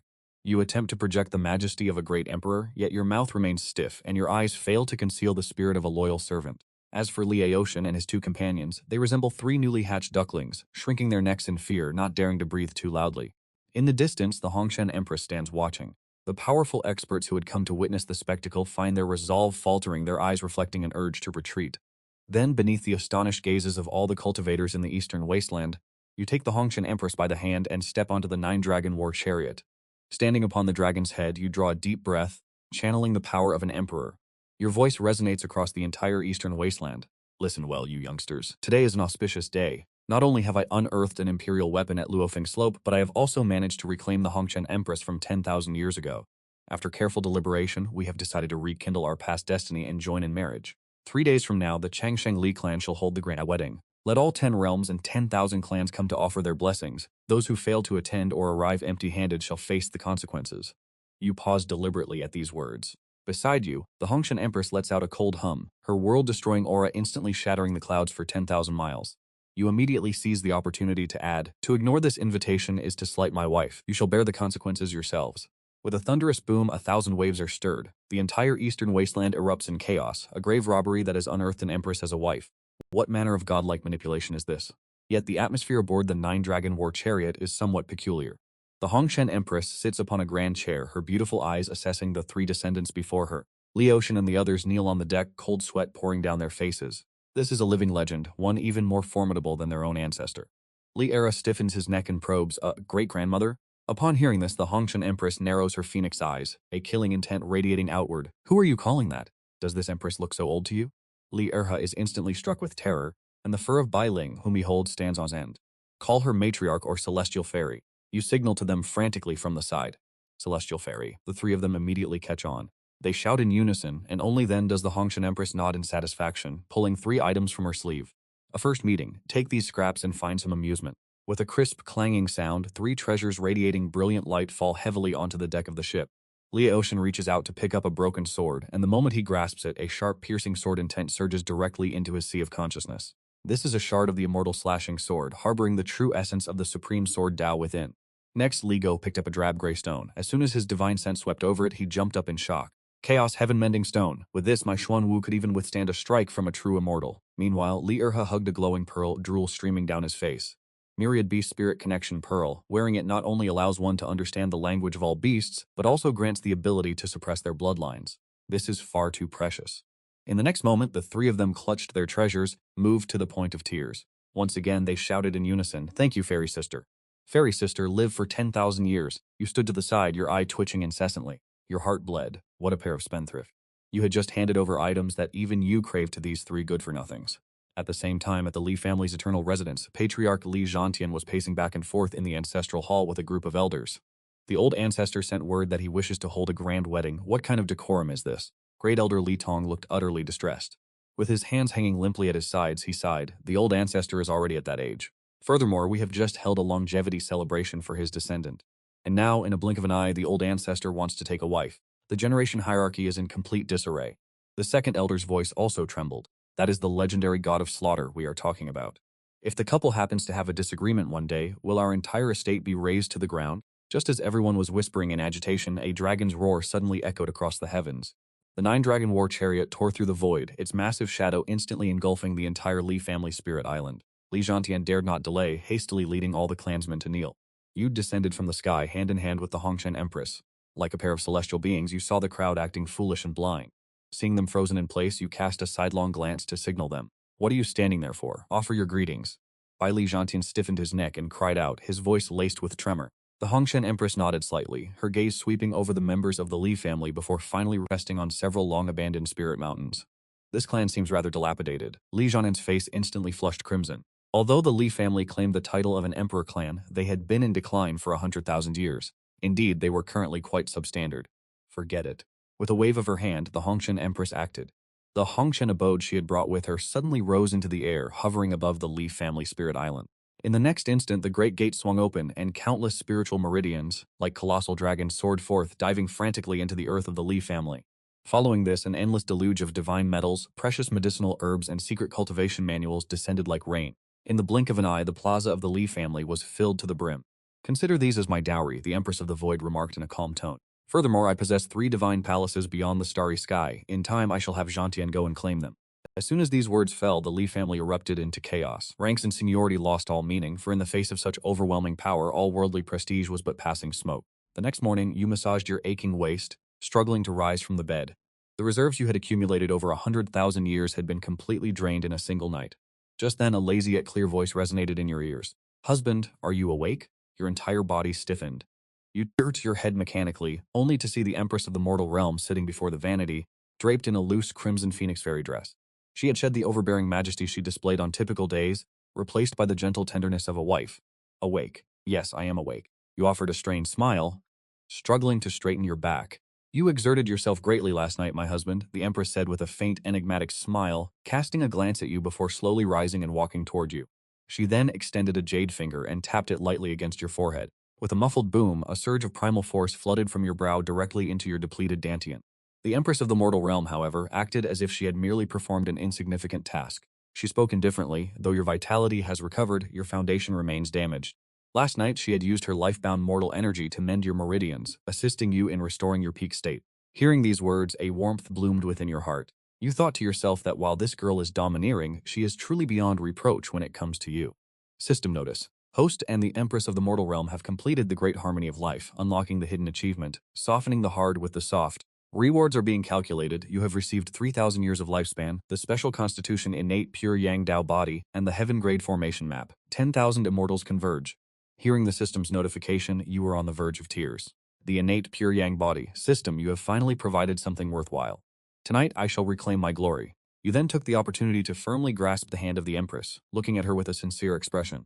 Thank you, my wife. The corners of the Empress's mouth twitched upward, but she quickly suppressed it, instantly. Girls nagging you to change ASAP because it's your wedding day. Word on the street is those brain-dead insects can't wait to see you fail. Hearing that, a cold glint flashed in our boy's eyes. They want a show? We'll give them a show they won't forget. This Dadi locked himself away for 100k years chasing immortality, only to wake up to a Joshi female Dadi at his door forcing a marriage. And today's the day, y'all tie the knot. Tons of powerhouses are itching to see this dumpster fire. The Li family Divine Island is buzzing, beams of light shooting in from all over Donghuang. Deep down, peeps are salty about you faking your death to bag the female Dadi, but nobody wants to lose face on the surface. Meanwhile, Li Ocean, Li Go, and Li Erha are gatekeeping at the mountain entrance, being total trolls. Mid-conversation, a thunderous boom echoed from afar. The once blue sky instantly turned gloomy. Coming from the east, 9 flood dragons are dragging a massive ancient bronze coffin. The coffin's covered in battle scars, radiating a thick, ominous key. Guests are shook, recognizing it as the tomb sealing bell, a bootleg dye weapon. Taichu Holy Land bringing this? They're basically declaring war on the Li family. Then from the west, yin-yang energies swirl, forming a massive black and white scroll that blots out the sky, the yin-yang school's prized treasure. As the yin-yang Shengsu unfurls with a deafening roar, Daichu Shengzhu, clad in purple gold battle armor, makes his entrance, gripping a ruler and standing atop the bronze coffin. Flanked by the yin-yang Jiuzhu, Wanyao Kingdom's traitorous Shi Wang, and some ancient geezers on life support. Taichu Shengzhu, voice dripping with ice, you lied about the Hongchen female Dadi's revival. She's on her last legs. Today we're here to expose your fraud and send you to the afterlife. Guests instantly start gossiping, speculating whether the female Dadi's a fake. I mean, she's been dead for 100k years, right? No way she bounced back. But just as the tension hits DEFCON 1, a clear bell rings out from the depths of the Li family ancestral hall. Next thing you know, flowers rain from the heavens, lotuses bloom in the void, the great Tao resonates. A golden path stretches from the main hall straight to the sky. The very next moment, our boys hand in hand with Hongchen Nudi stepping onto that golden path. Taichu brat, who are you calling a fake? Hongchen Nudi's ruby lips part, her voice soft but sharp as a winter gale, freezing everything for miles. Crack! The bronze coffin beneath Taichu Shengzhu's feet gets a fresh fissure from that one sentence. And then, silence. The law follows her words, shattering a would-be emperor with a single sentence. Only a true Dadi could pull that off. The Taichu Holy Master's face instantly paled, and the hand holding the punishment bell trembled. No way, this has got to be some kind of illusion, right? Everyone, hold your breath and step forward. Shielding the Hongchen Empress, saying, leave these lackeys to me. Might as well show the world if you're getting old or not, waifu. The yin-yang sect leader shouts, claiming they have 8 quasi-emperors, and the emperor artifact is backing them up. What do you have to fight with? You slowly raising your right hand. Around the Li family Divine Island, 9981 light pillars suddenly rise to the heavens, and in the center of the formation you hold an ordinary red brick. Today, I, your daddy, will teach you all a lesson. With that, you instantly appear before the Taichu Holy Master, and the red brick in your hand smashes down without any hesitation. With a loud bang, the Taichu Holy Master, along with his bell, was instantly slammed from the sky to the ground, creating a bottomless pit. You, red brick in hand, stand proudly in the air. One man, one brick, facing 8 quasi-emperors. Overbearing aura soaring to the heavens, shaking the universe within the massive crater. The Taichu Holy Master lies in the dirt like a dead dog. The purple gold battle armor with incredible defensive power on his body is shattered. Beside the pit, you clasp your hands behind your back, your eyes sweeping over the remaining 7 quasi-emperors. Everyone you say just now, Taoist Taichu said I was faking it. I got a little itchy and sparred with him. Looks like Taoist Taichu has deeply understood my teachings, so much so that he's moved to lie on the ground, unable to get up. So, is there any other Taoist who wants to hear me lecture on the Tao?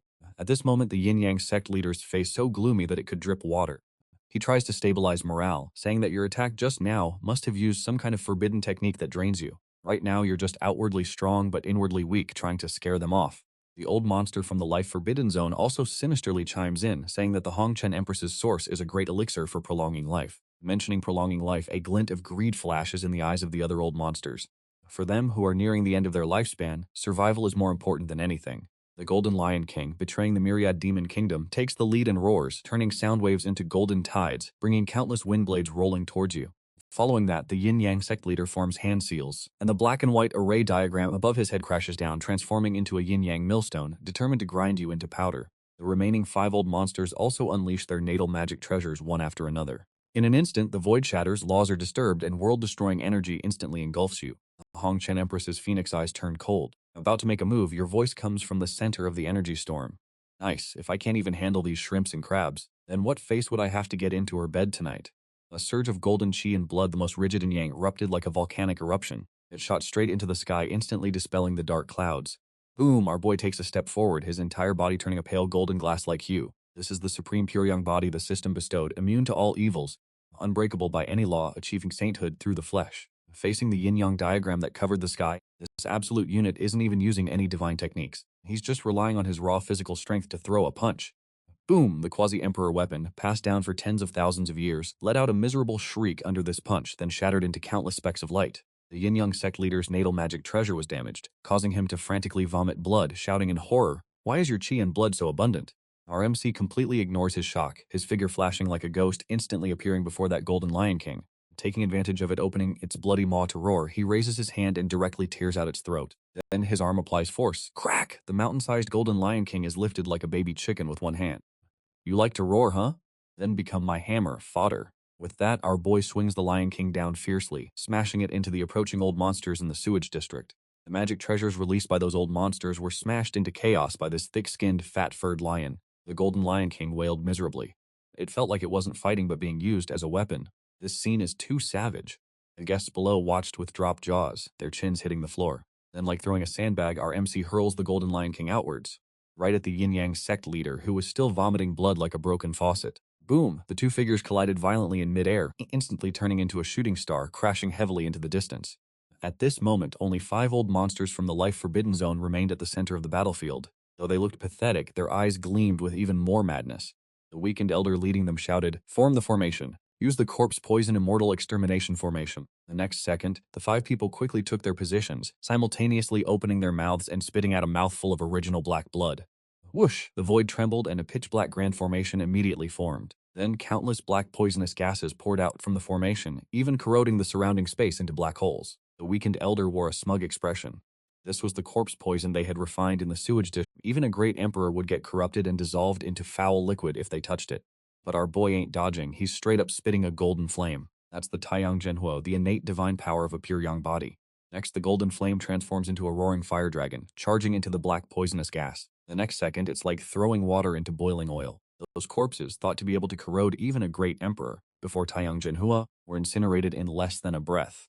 The fire dragon ain't slowing down. It roars towards the 5 old monsters. Blood-curdling screams instantly echoed through the heavens. A moment later, the flames dissipated, leaving only 5 fragments of divine source energy and a few storage rings in the air. The 5 would-be emperors have completely turned to dust. Our MC calmly collects the loot, then gazes around, his eyes finally landing on the disciples from the Taichu Holy Land and Yin-Yang sect who couldn't escape in time. "Go back and tell your dusty old ancestors." His voice is calm, yet like thunder in everyone's ears. "On this joyous occasion, I don't want to start a massacre." Scram. One word, a decree. The cultivators, already scared witless, were immediately granted amnesty, frantically fleeing Li family's God Island. At this moment, our guy turns to look at Hongchen Empress, his murderous expression instantly turning into simping. "Waifu, they're gone. Let's continue the ceremony." Hongchen Empress nods slightly. "Hubby, please." That hubby is enough to make his bones melt. All right, let the music play." Then he bursts into laughter, leading Hongchen Empress into the wedding hall under the adoring gazes of the Li family disciples. System host has completed a legendary wedding. Congratulations on receiving 5,000 years of lifespan, a family fortune golden dragon, an enlightenment tea tree, and a mysterious item, a regret pill. Hearing the notification in his head, looking at the respectful guests in the wedding hall, and then at his stunning wife beside him, he feels like life has reached its peak. But just as he's about to enter the bridal chamber and start a life of blissful cultivation neglect, the great elder Li Tong suddenly rushes over, his face pale, holding a communication jade slip. "Old ancestor," he impatiently asks, "what is it now?" "The sky isn't falling." The elder says with a bitter face, "It's news from the southern region. It seems like third young master Li Ergu is stirring up trouble again. A dignified great emperor who had been in seclusion for 100,000 years to pursue immortality has just woken up to be forced into marriage by a peerless female emperor. But just as you were about to enter the bridal chamber and begin a life of happiness without cultivation, the great elder Li Tong suddenly rushed over with a change of expression. Old ancestor, it seems that the third young master Li Ergo has caused trouble again." "Causing trouble? You are stunned. Didn't that kid just get that tigress under control?" Rumor has it that on the way back, our boy passed by Baihua Valley and stumbled upon their holy maiden taking a bath. And then he peeped. You stare, even secretly rejoicing a little, thinking this clueless grandson finally got his act together for once. It wasn't like that, though. Li Tong's expression turned strange as he continued. He didn't just peek. He barged in and tried to snatch the holy maiden's pet divine beast. He plucked all the feathers off that 9-colored peacock, and even had the nerve to say he wanted to make his waifu a feather duster. Oh, that's just great. The Baihua Valley master brought a whole gang of aunties with cleavers to their doorstep, demanding an explanation from the Li family. You take a deep breath, feeling your chest tighten with frustration. What kind of karma did the Li family accumulate to produce such a bunch of weirdos? Forget it. You angrily roll up your sleeves. Glaring at the bridal chamber, lamenting that iron couldn't be forged from trash. My dear Restwell, your husband will go break that bastard's legs and then come back to serve you. Meanwhile, at Baihua Valley in the southern domain, a famous sect of female cultivators, normally a forbidden zone for male cultivators, the Sea of Flowers is now in ruins. You've gone too far, you Li family brat. Suddenly, an angry and lustful roar echoed through the sky. In midair, hundreds of female cultivators in colorful floral dresses formed a myriad flowers flourishing and decaying grand formation.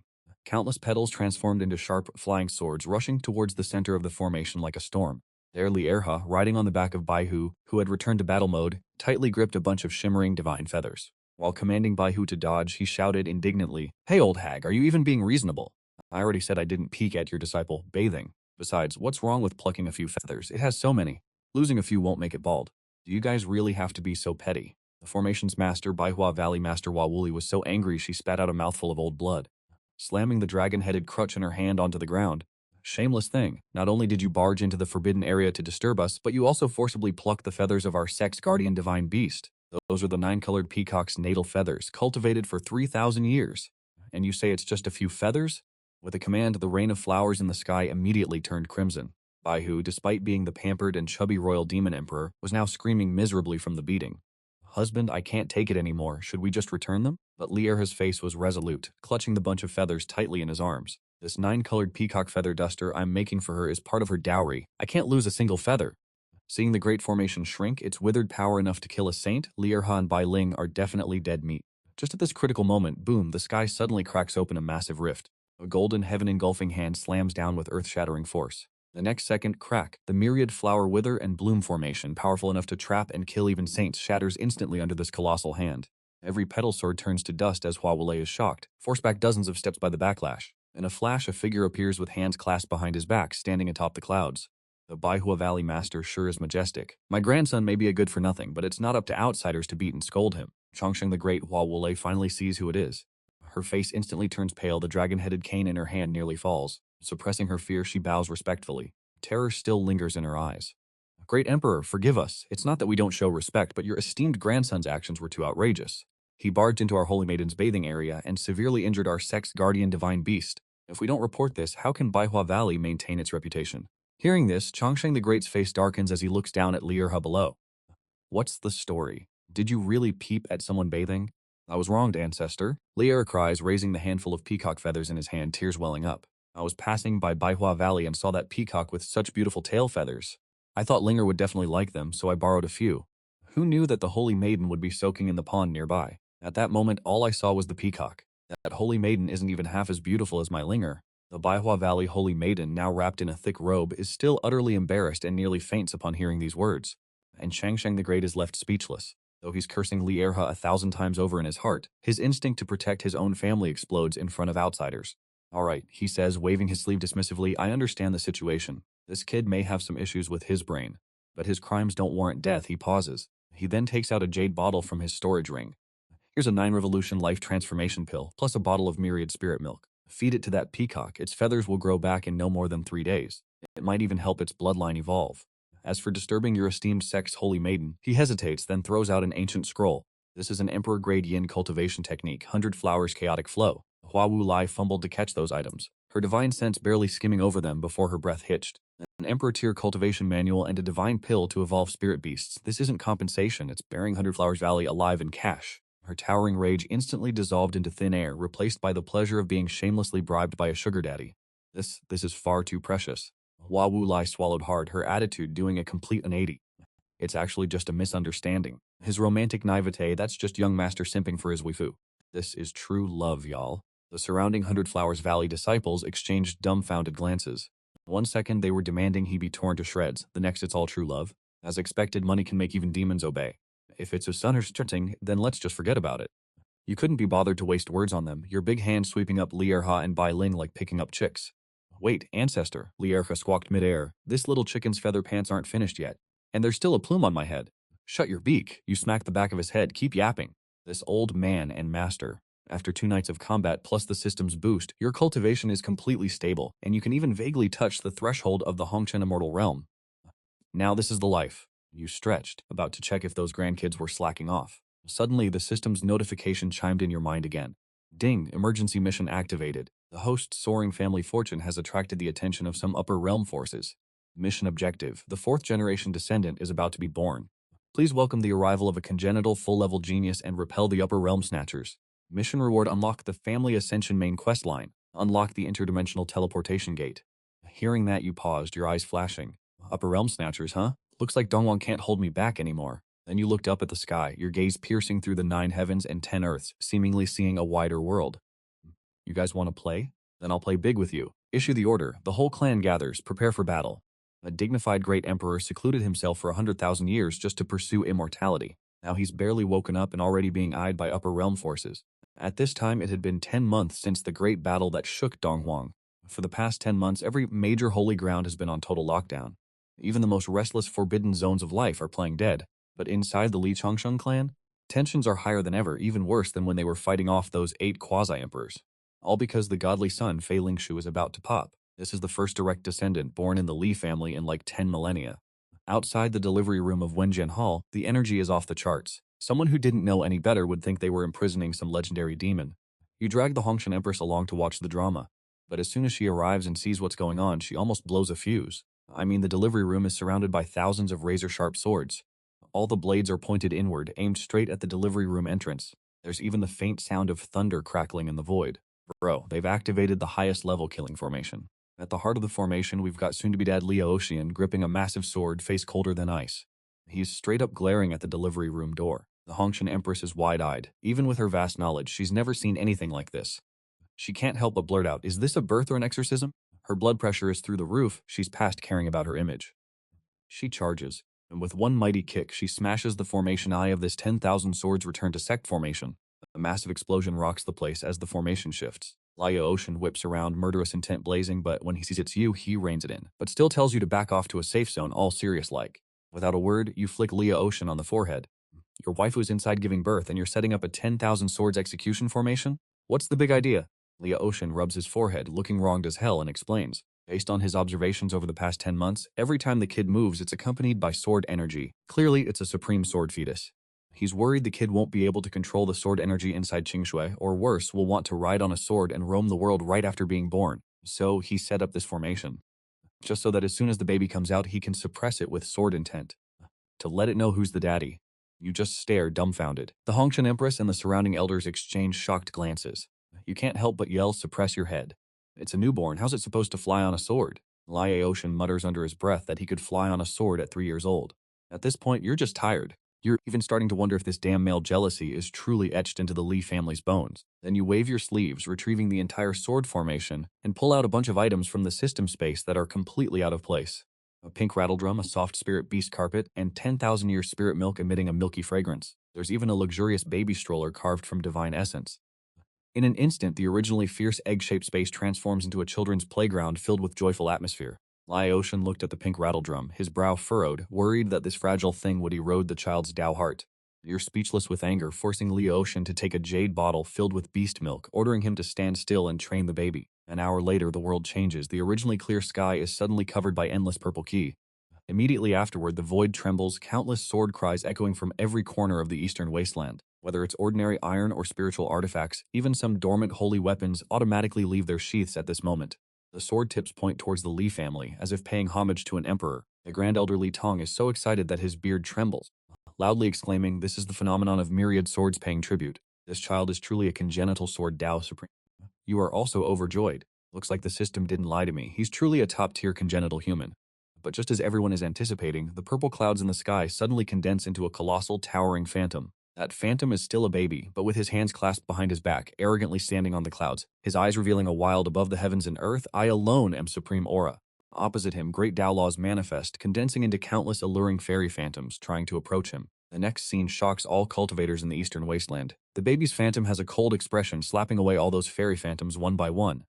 Immediately afterward, 2 rows of great Dao runes shimmering with golden light appear in the void. "No women in my heart, drawing my sword is natural. The #1 move in the Divine Sword Compendium is to cut down my beloved." The next second, the Lai family and all the powerhouses of the eastern wasteland fall into deathly silence. The smile on your face completely freezes, your mouth twitching like crazy.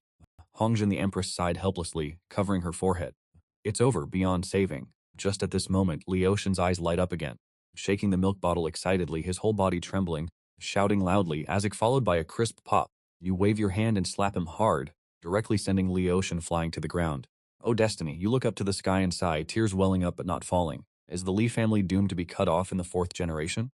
Discovering the birth of a fourth generation descendant, the future of our clan can't be ruined by a straight dude. The mission objective, before the kid grows up or gets wise, change his values. Mold him into a normal male who understands romance. Mission reward, one-time consumable item, Wuxi experience card. 1 hour time limit. The system's reminder instantly ignites your fighting spirit. That's right, there's still hope. As long as we educate him well, we can definitely correct his twisted personality. Just then, a loud wah finally echoed in the delivery room, but it only lasted a second before falling silent, replaced by an extremely cold, childish voice, even carrying a hint of annoyance. Who's shouting outside, disturbing this daddy's comprehension of the sword Dao? With a creak, the delivery room door was pushed open, and a trembling midwife carried out a baby wrapped in swaddling clothes. Her expression was worse than if she'd been crying. She stammered that it was a young master, but seemed to have something hard to say. "You're not in the mood to listen to her nonsense?" And hurriedly went over to take a look, only to see that the newborn was fair-skinned, chubby, and extremely adorable. But his eyes revealed a sense of vicissitudes and coldness, as if he had seen through the world. The baby glanced at you, frowned slightly, and his childish voice went straight into your head. "Old man, your beard is too messy, looking so sloppy, you'll never amount to anything." You were speechless for a moment. The corner of your mouth couldn't help but twitch a few times. Immediately afterwards, the baby looked at Li Aotian, who had just crawled up from the ground, the disgust in his eyes even more obvious. "A sword cultivator holding a milk bottle? You've lost all your face." Li Aotian was stunned on the spot, and the whole courtyard fell into a deathly silence. Your eyes widened, and 10,000 horses galloped through your mind. Is this kid really a newborn? Isn't he some kind of peerless old monster reincarnated to collect debts? In another place, in the depths of the nine heavens, a glorious and indifferent gaze pierced through the barrier, shining directly down on the Donghuang continent.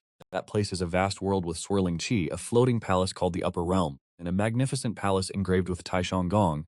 A woman in white slowly opened her eyes. The lower realm actually gave birth to an emotionless Dao body. Spare no expense. Bring this child to the Upper Realm. Anyone who gets in the way dies. As soon as those words left their mouths, multiple streaks of light shot out from the immortal palace, arrogantly hurtling towards the interdimensional passage with an air of superiority. And we're back at the Sword Inquiry Pavilion on the Li family's Divine Island. Our boys just holding a rattle drum, enjoying a wholesome grandpa-grandson moment. Suddenly, a massive explosion rocks the heavens and earth. A boundless aura, like a collapsing galaxy, instantly blankets the entire Li family Divine Island. The sheer power is so intense that even the Li family's newly formed Golden Dragon of Fortune is roaring with unease. Immediately after, a thunderous voice like the roar of the heavens booms into everyone's ears. "You lowly ants of the lower realm, kneel and greet the envoy from the upper realm. This dude literally spent 100,000 years in seclusion just to chase immortality, and now he's getting eyeballed by some upper realm force the moment he wakes up. You lowly ants of the lower realm, kneel and greet the envoy from the upper realm." At this moment, a female voice like thunder from the nine heavens resounded in everyone's ears. Everyone in the Li family's face went pale. But faced with this sudden phenomenon, our MC doesn't even flinch, casually wiping the milk stain from his grandson's lips. Then he casually shoves the milk bottle into the hands of the stunned Ling Qingxiu, and finally steps out of the room, tilting his head up to the sky, seeing within the cracks of the firmament an enormous pillar of light thundering down. Within the pillar of light, a translucent image of a woman in snow-white robes, her face blurred, floats in the air. Endless immortal light swirls around her, her eyes cold and indifferent. She straight up says she sensed a heartless Dao physique born in the lower realm, demands that Yuan obediently offer up the child. Having said that, she indifferently tosses down an ice-cold command token, her movement supremely condescending, like she's giving alms to a beggar. Our boy hears this and starts laughing, reaches out and steadily grabs the command token, flipping it over in his hand. The very next second, a crisp crack echoes out, shocking everyone. Our MC straight up crushes the guiding token, radiating immortal light into dust. What backwater crazy bitch is this? Coming out here in broad daylight asking for my kid? The woman's illusion is clearly stunned for a moment, then immediately explodes in rage. Audacious. Do you know who you're speaking to? Resisting the Immortal Palace's decree is punishable by the extermination of your 9 generations. Extermination of 9 generations. Our MC sneers, slowly floating up, a massive golden dragon illusion suddenly appearing behind him. That's right, it's the Golden Dragon of Fortune. Another dragon's roar echoes, shaking the heavens and clouds, forcefully pushing back the pressure from above. On my turf, you dare talk about exterminating 9 generations? Your eyes crackle with electricity, piercing the heavens. Even if your princess herself descends today, if anyone dares to touch the Li family, they're paying the ultimate price. This declaration ignited the Teep Dunsu's fury. She didn't waste words, directly conjuring a colossal finger infused with annihilation energy, descending from the sky, aiming straight for the Van Keem Kak sect. But you remained unfazed, a sinister smirk playing on your lips. You want to throw hands? Fine, then try out my new treasure. With a flick of your wrist, an ancient tortoiseshell appeared in your palm, the Xuan Wu Tian Dun, a Dao tier defensive treasure gifted by the system. Immediately you pulled out the Longwen Heijin and slammed it onto the tortoise shell, instantly activating its Dao patterns. In the next instant, the tortoise shell, originally palm-sized, expanded against the wind, transforming into an ancient divine mountain, blocking the colossal finger. A deafening rumble echoed throughout Donghong. That world-destroying finger struck the tortoise shell, yet couldn't even leave a scratch. Instead, it was shattered by the counterattack formation on the shell. The welcoming envoy in the sky let out a blood-curdling scream. Her projected finger shattered. What kind of defensive treasure is that? Seeing her terrified expression, you seriously made up some BS. This is called the Wang Bakan Lu Dong. Against you, it's Huivu immovable as a mountain formation. Annoying, even with a Dao soldier, I will exhaust you all. The Tiep Dunsu's eyes turned vicious as she formed hand seals, preparing to unleash a more potent divine technique. Exhaust us? You don't stand a chance. You shook your head. Finishing your sentence, you abruptly turned your head and bellowed downwards. My good grandson, someone's trying to steal your milk money. Tell me, what should we do? The path of emotionlessness, the supreme immortal palace. Inside the delivery room, Li Tianyi just finished drinking his milk powder and a hint of qi appeared on his face. This seat cultivates the supreme sword Dao. Does this lowly path of emotionlessness even qualify to welcome me? In the next instant, a puddle of pee containing primordial chaos qi was immediately discharged from him. You moved with lightning speed, snatching the steaming, wet diaper, then channeling all your... This old hag took the messenger's magic artifact, about to unleash her ultimate move when suddenly a yellow-white-blue rag flew over. She instinctively waved her sleeve, but who knew that the moment the diaper touched her protective immortal light, the primordial chaos energy would explode. All you hear is hiss, like concentrated sulfuric acid being poured on a face. The messenger immediately let out a blood-curdling scream. Immediately after, her face started getting melted. The high and mighty spirit race fairy instantly transformed into a demon. I'll kill you all. The next second, the messenger's projection began to shake violently. Clearly, her main body was fuming mad and ready to force her way down. You want to come down? Not a chance, buddy. Your eyes suddenly turned cold, completely dropping the playful act. Immediately after, golden light flashed in your hand, revealing a golden brick, a Dao artifact of the supreme level. Turn heaven brick, the bane of your existence, here to collect your life. The thought barely crossed your mind when you shattered the void under your feet, instantly appearing above the messenger's projection. You gripped the golden brick tightly in your hand, aiming it at the top of her head and smashing down. This strike not only combined the boundless power of the Li family's golden dragon luck, but also carried the remaining power of your peak nascent soul stage. All you hear is a crisp thwack and the messenger's yelp, along with the channel connecting the two realms being shattered by your brick. Li family, supreme immortal palace, we are irreconcilable. When the boundary between the two realms loosens, I will definitely... The messenger's unwilling roar gradually faded into the void. The misty sky returned to its clear blue. You stood proudly on the clouds, brick in hand, flipping the bird at the sky. Reconcilable, huh? Fine, no need for you guys to come down. Before long, I'll personally lead my people up there. Watch me turn your trash immortal palace into a public toilet. Everyone from the Li family below watched this scene, their jaws dropping in disbelief, immediately followed by earth-shattering cheers. As night fell, you sat alone on the roof, playing with the primordial token you conveniently snatched from the primordial holy sun. Just then, the silhouette of a peerless female emperor silently appeared beside you. What's wrong? Still worried about the upper realm? Not exactly worried, but passively taking hits isn't the style of Li Changsheng. You played with the token in your hand, a cold smile creeping onto the corner of your mouth. The Supreme Star Palace definitely won't let this go easily. Although the channel between the two realms has been temporarily destroyed with the upper realm's methods, descending again wouldn't be too difficult. Finishing your sentence, you look towards the distant void. I can sense quite a few rats stirring in this lower realm. These guys are literally hounds from the upper realm, just waiting for a chance to bite. So naturally, our MC's gonna give them an opportunity. You stand up, a devious glint in your eye. Why not let them deliver themselves right to our doorstep? Our esteemed great emperor spent 100,000 years in seclusion just to pursue immortality. And now that he's awake, these upper realm forces are already here trying to snatch people away. Not to mention their lackeys are already getting antsy. But taking it lying down, that's so not our style. So you decide to give them a chance to offer themselves up on a silver platter. A day later, a shocking announcement spread throughout the entire cosmos. The Li Changsheng family is throwing a grand for the 1-month-old birthday of the 4th-generation descendant, Li Tianyi, in 3 days. Rumor has it, the items for the baby's first grasp ceremony aren't just supreme-grade Dao weapons and immortal elixirs, but also a mysterious key to unlocking the true legacy of the Hongshan Empress. And oh yeah, there's also gossip about you picking a protector and marriage partner for your grandson during the feast. The entire cultivation world immediately loses its collective mind. Forces from all prepare lavish gifts and flock towards the Li family. In some dark corner, certain figures open their eyes. These foolish natives from the lower realm actually dare to be this flashy. Report to the upper realm, the opportunity has arrived. A heaven-shattering conspiracy aimed at the Li family is silently brewing amidst the festive atmosphere. At this moment, you watch the bustling crowd secretly grinning like a Cheshire cat. Come on, I've prepared a huge surprise for you all. Fast forward 3 days, today, the Li family is radiating auspicious energy, with heavenly light stretching for 10,000 miles and 99 welcoming pathways paved with top-grade spirit stones. From the mountain gate extending all the way to the azure skies, the serving maids responsible for pouring tea all have Hualong realm cultivation. The gate guards lead exotic beasts with ancient bloodlines. Even the tea leaves floating in the guests' tea seem to have faint Taoist rhymes flowing through them. This sight makes the guests from the major holy lands and royal dynasties of the eastern wilderness green with envy, wishing they could marry into the family and cling to the empress's thighs. At this moment, the main hall is already filled with guests, and with a loud announcement from the tea or elder, a massive warm jade plate is placed on the red carpet in the center of the main hall. On it are displayed a dazzling array of treasures. The first item is a small wooden sword engraved with Father's love is like a mountain from Liaoxian. The second item is a mini Xuanwu shield that Li Go claims can block a blow from a saint. The third item is a non-mature Zhenlong horn that Li Ergo casually picked up. The fourth item is the shining Taishang Wangqing Lu. But the thing that attracts the most attention is the Empress's jade pendant radiating red light in the center. As soon as that jade pendant appears, the lively atmosphere in the hall instantly freezes. Countless greedy eyes were secretly locked on them. Hee, the fish have taken the bait. You sneered inwardly, but put on a kind face, waving your hand towards them. Quickly bring out our little star. Following a perfunctory cry, Ling Qingshui walked out carrying the fair and chubby Li Tianyi. Li Tianyi looked unwilling, thinking that his innate sword embryo had to perform this childish game in public again. How humiliating.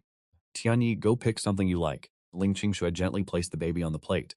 Li Tianyi sat amidst a pile of treasures, glanced around, feeling that the wooden sword was too ugly, the chin was too rural, the dragon scale was too hard, and only that Taishang Wangqing Lu was passable. But just as he was about to reach out for the book, his eyes were suddenly attracted by the red jade pendant. Not because it was a treasure key, but because he keenly sensed that someone had tampered with the jade pendant. Dare to scheme against this Zuo, you're courting death. Li Tianyi was both happy and angry, the corner of his mouth raised in a cold smile. So, under everyone's gaze, he abandoned the book, crawling towards the red jade pendant with coordinated limbs. The guests were immediately shocked, amazed that this child indeed had the wisdom of a great emperor.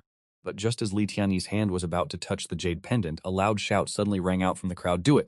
Immediately after, several loud explosions rang out, and more than 18 rogue cultivators who were originally sitting at the end suddenly burst forth with imposing auras.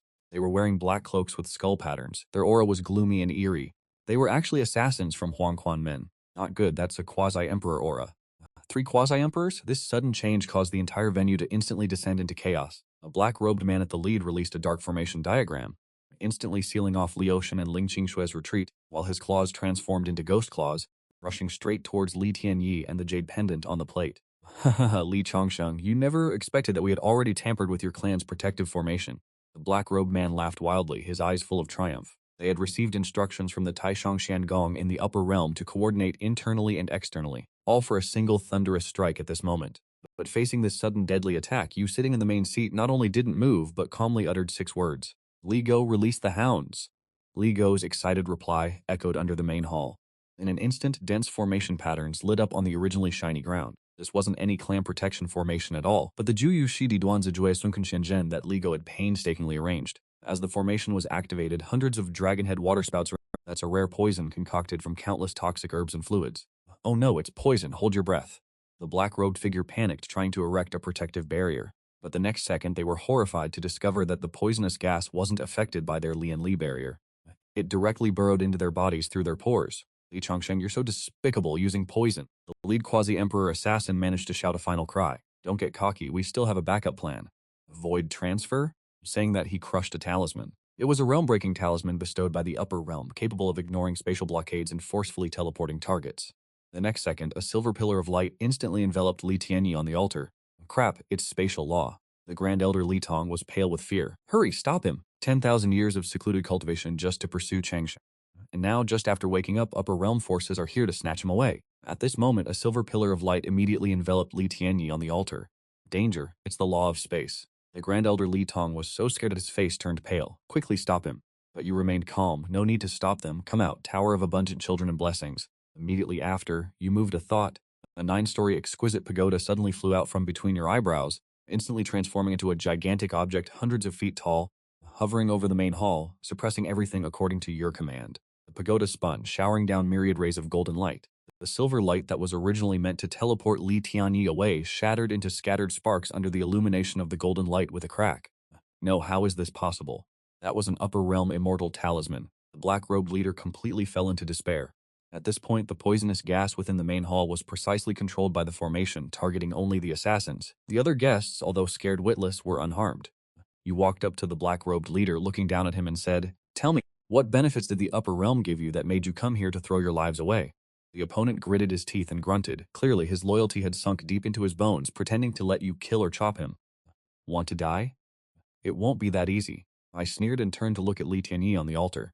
At this moment, this child was sitting there with a calm expression, tightly gripping the jade pendant in his hand. Facing the events that had just transpired, he didn't even bat an eye. You nod in approval, then switch to a beaming smile. "My good grandson, that nasty dude was trying to snatch you." You ask, then Tianyi glances up at you, then at the convulsing black-robed leader on the ground. Immediately after, our boy slowly raises the thing he's holding. It's that ugly wooden sword that Li Aoshin made. Then he strikes a flawless sword cultivator pose, gently swinging the sword at the black-robed leader. Although there's no power fluctuation, at that moment everyone feels an incredibly pure and sharp intent, true sword intent. An invisible sword aura shoots out from the wooden sword, incredibly precise, slicing off a lock of the black-robed guy's hair. The damage isn't much, but the humiliation factor is off the charts. I actually got hurt by a little kid. The black-robed leader's eyes widen, he can't catch his breath and just passes out. The entire courtyard falls into a deathly silence, then erupts in applause and amazed shouts. A born sword god, truly a born sword god. Li Aoshin gets so excited he starts crying, rushing over to pick up his son and shower him with kisses. Li Tianyi annoyedly pushes his old man's face away, sighing helplessly. "I just wanted to test my skills. Who knew this piece of wood was so brittle?" After the commotion dies down, the banquet continues, and those with bad intentions become completely docile. The banquet ends, you seal all the captured assassins' cultivation, then toss them to Li Ergo like garbage. Li Ergo scratches his head, looking blank. He doesn't know how to interrogate. You can't help but roll your eyes. Who told you to interrogate them?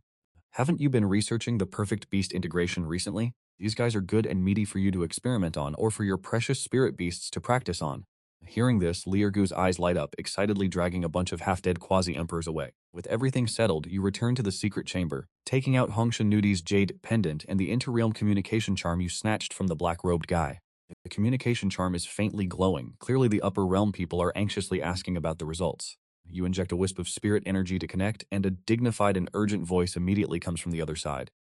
"Has it succeeded?" You clear your throat and immediately curse back, "Succeeded my ass. I, your grandpa Li Changsheng, am telling your princess to wash her neck clean, 'cause your daddy has already started building the teleportation array. In less than 3 months, I'll lead people up there and tear down all the tiles of the Supreme Palace." After speaking without waiting for a response, you directly crush the communication charm, and a new mission is issued.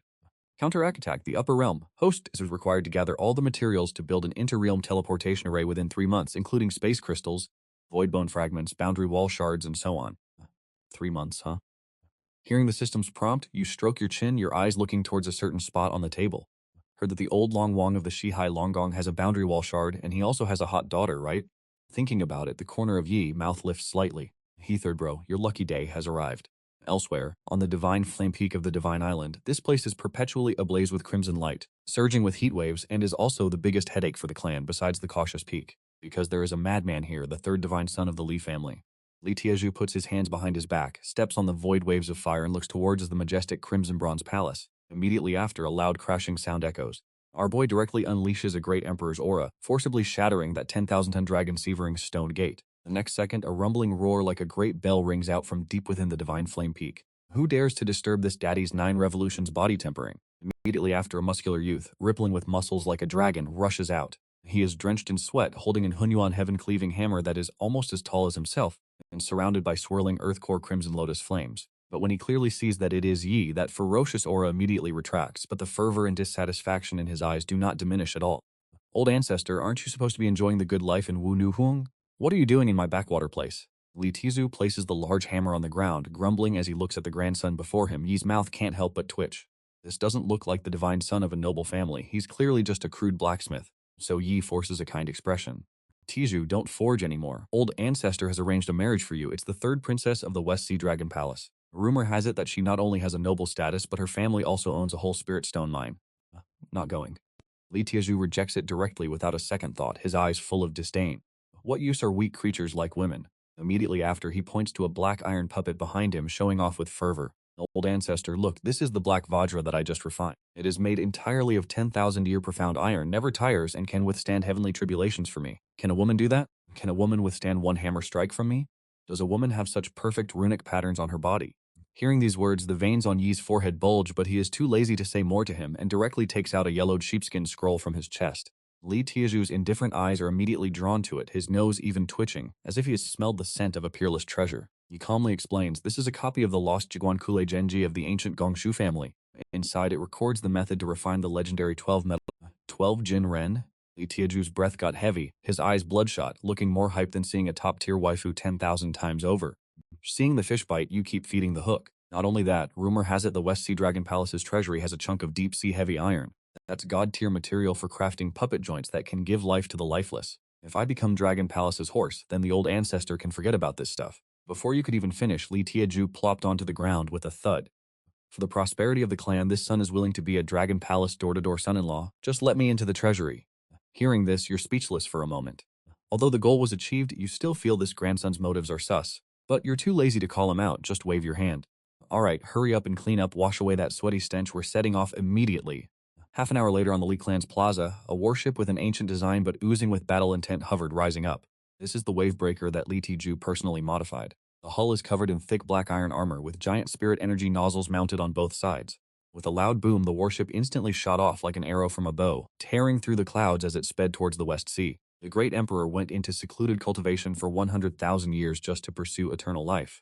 Now that he's just woken up, he suddenly finds out he only has 3 days left to live. The only way to extend his life is to rely on his clan's descendants marrying and having kids. So to find wives for those weird grandsons, you decided to personally go door to door to propose. At this moment, in the main hall of the West Sea Dragon Palace, old Dragon King Ao Guang is sitting on his coral throne gasping, "The Four Seas Dragon Clan Assembly is coming up. Those old geezers all have their heirs settled, but my daughter, no one dares to marry her."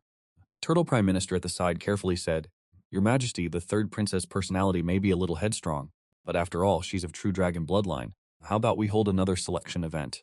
We've already held 800 of them," Ao Guang laments. "Last time the young master of the Spotted Fish clan came to propose, and she dissed him as weak. One punch, and she sent his teeth flying. Now, within a radius of 10,000 miles, as long as they're male, they run faster than fish when they hear the name Ao Luan. Is my West Sea lineage destined to end?" But just as the old Dragon King was despairing, the entire Crystal Palace suddenly shook violently. "Your Majesty, we're under attack." A sea yaksha patrolling the sea crawled in, panicked. It said a lump of iron fell from the sea surface, directly broke through 3 layers of water-repelling barriers, and is now rushing towards the main gate. "Yo, who's the clown barging into my dragon palace?" Ao Guang, mad as hell, grabs his river-splitting trident and leads a squad of aquatic heavy hitters. They step outside only to see a black iron warship bringing the heat like a meteor, straight up slamming into the Dragon Palace Plaza. The hatch opens and spiritual energy floods the area. You step out of the ship with Li Tiju right behind you. "Where's the West Sea Dragon King at?" Ao Guang takes a closer look, and the terrifying pressure from the depths of his soul makes him instantly freeze. Remembering your rep from a few days ago, Ao Guang switches gears, bootlicking activated. "My Lord Changsheng the Great has arrived. Forgive me for not greeting you from afar." "Spare the pleasantries," you say, waving your hand, getting straight to the point. "Old man came here today to deliver a lucky opportunity." Lucky opportunist stunned. You pull Li Tiju, who's standing behind you, forward. "This is Li Tiju, the third son of the Li family. Born with godlike strength, the stories of your third princess's single status have reached my ears. Old man thinks they're a match made in heaven, came here specifically to propose." The moment these words leave your mouth, Ao Guang's brain short-circuits from sheer happiness. The grandson of Changsheng the Great wants to marry his violent daughter. It's like a mountain of gold just fell from the sky. But then Ao Guang scans Li Tiju. This kid looks buff, but his fit doesn't look like a young master, more like a mountain hunter. Aha, for the Great Emperor to take notice of my little girl is a blessing for the West Sea.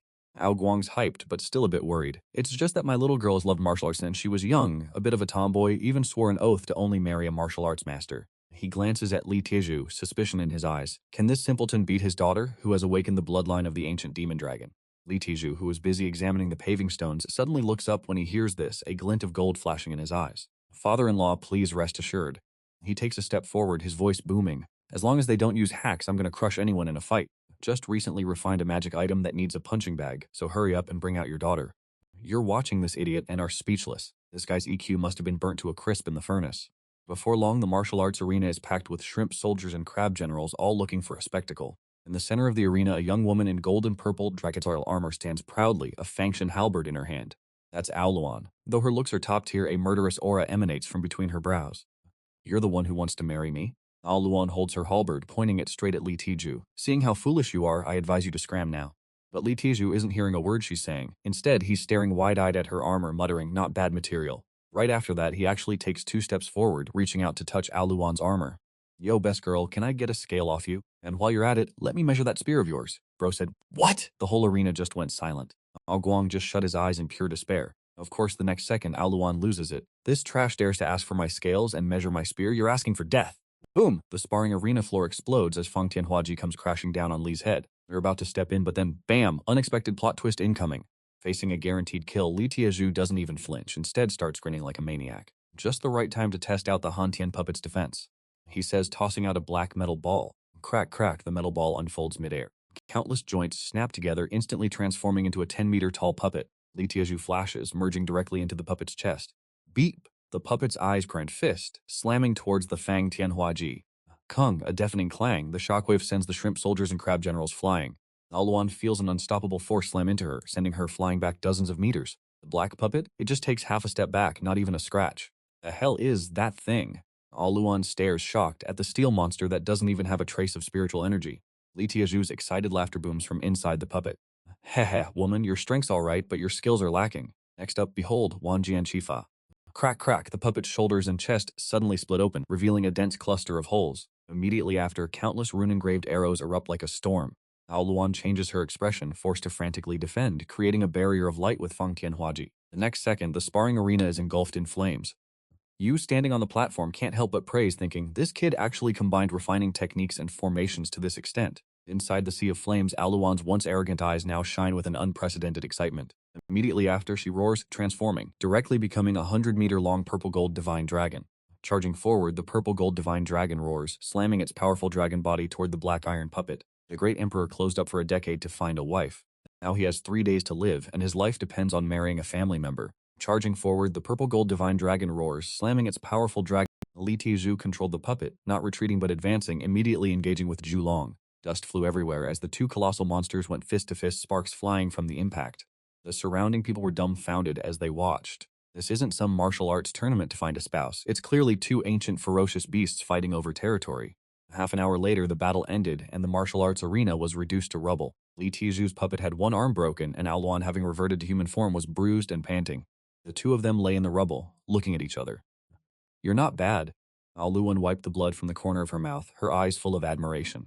That explosive strength was your doing, huh? Li Tizhu proudly puffed out his chest. Your dragon form isn't bad either. Actually, withstanding my explosive arrows is a given. Ao Luan proudly raised her head, then her face turned red. Hey, you blacksmith, I'll allow you to marry me then. Li Tizhu was stunned. He stammered, really? Can I go to your family's treasury to get that piece of Shenhai Chen Yin Mu? Seeing this, you were speechless, but no matter how bizarre the process, the result seemed to be settled. Discovering that the third clan's son, Li Tizhu, awarded JB Fragment, a special ancient void warship blueprint, and a family-exclusive Jiangshen Duyun, the success rate of the entire clan's refining is increased by 100%. Looking at the rewards, you breathe a sigh of relief. The 3-month deadline was approaching, and finally, there were enough materials for the teleportation array. Above the Li family's Divine Island's martial arts arena, along with thunderous roars, you piloted the pitch-black warship, ferocious in appearance, steadily landing in the center of the square. The hatch opened, and you stepped out with your hands behind your back, followed by Li Tizhu with a naive smile and the dragon girl Ao Luan, who had transformed into human form, wearing golden battle armor. Li Ergo, who had been waiting for a long time, rode a white tiger whistling and cheering. Seeing this scene, you smiled and scolded, then waved your hand. Then you withdrew your smile, your gaze turning to the family head, Li Zhantian, who was approaching. Li Zhantian excitedly took a step forward, reporting on the material collection situation, saying that in addition to the JB fragment you brought back, all of the Shukong Jingshi Sha, the Shen Yuan in the treasury has been transferred to the back mountain forbidden area, only waiting for your command. Hearing this, your eyes flashed with light. Passively taking a beating has never been your style. Since the Taishang Shangong dared to make a move, they must be prepared to lose a hand. So you decisively issued the order to open the clan's protective grand formation, blockading the entire island, then leading Li Tizhu and Li Go to the back mountain, vowing to build a heavenly ladder leading to the upper realm. In an instant, the back mountain forbidden area had constructed a heavenly gate.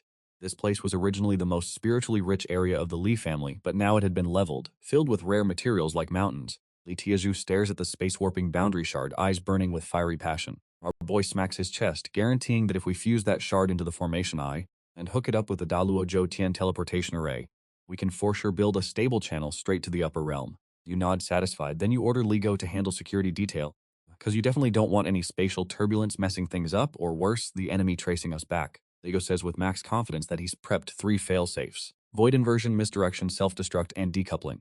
Even an immortal king ain't following us through this portal. Hearing that, you wave your hand, declaring Operation Start. And with that, the massive infrastructure project kicks off. Li Tieju swings his massive hammer, slamming god-tier crystals into the ley lines, each hit imbued with mystical rhythms, channeling the earth's power.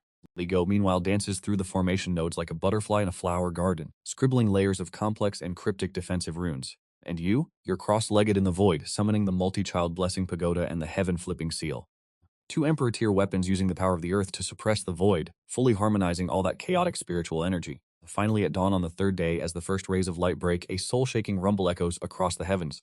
A colossal 100-jang gate, made entirely of black gold, surface sparkling with starlight, now stands tall in the back mountains. The middle of the gate is a light blue shimmering curtain like water, radiating a thick aura of space-time laws. Seeing this, you slowly descend, a smirk creeping across your face, knowing the moment to reap the rewards has arrived.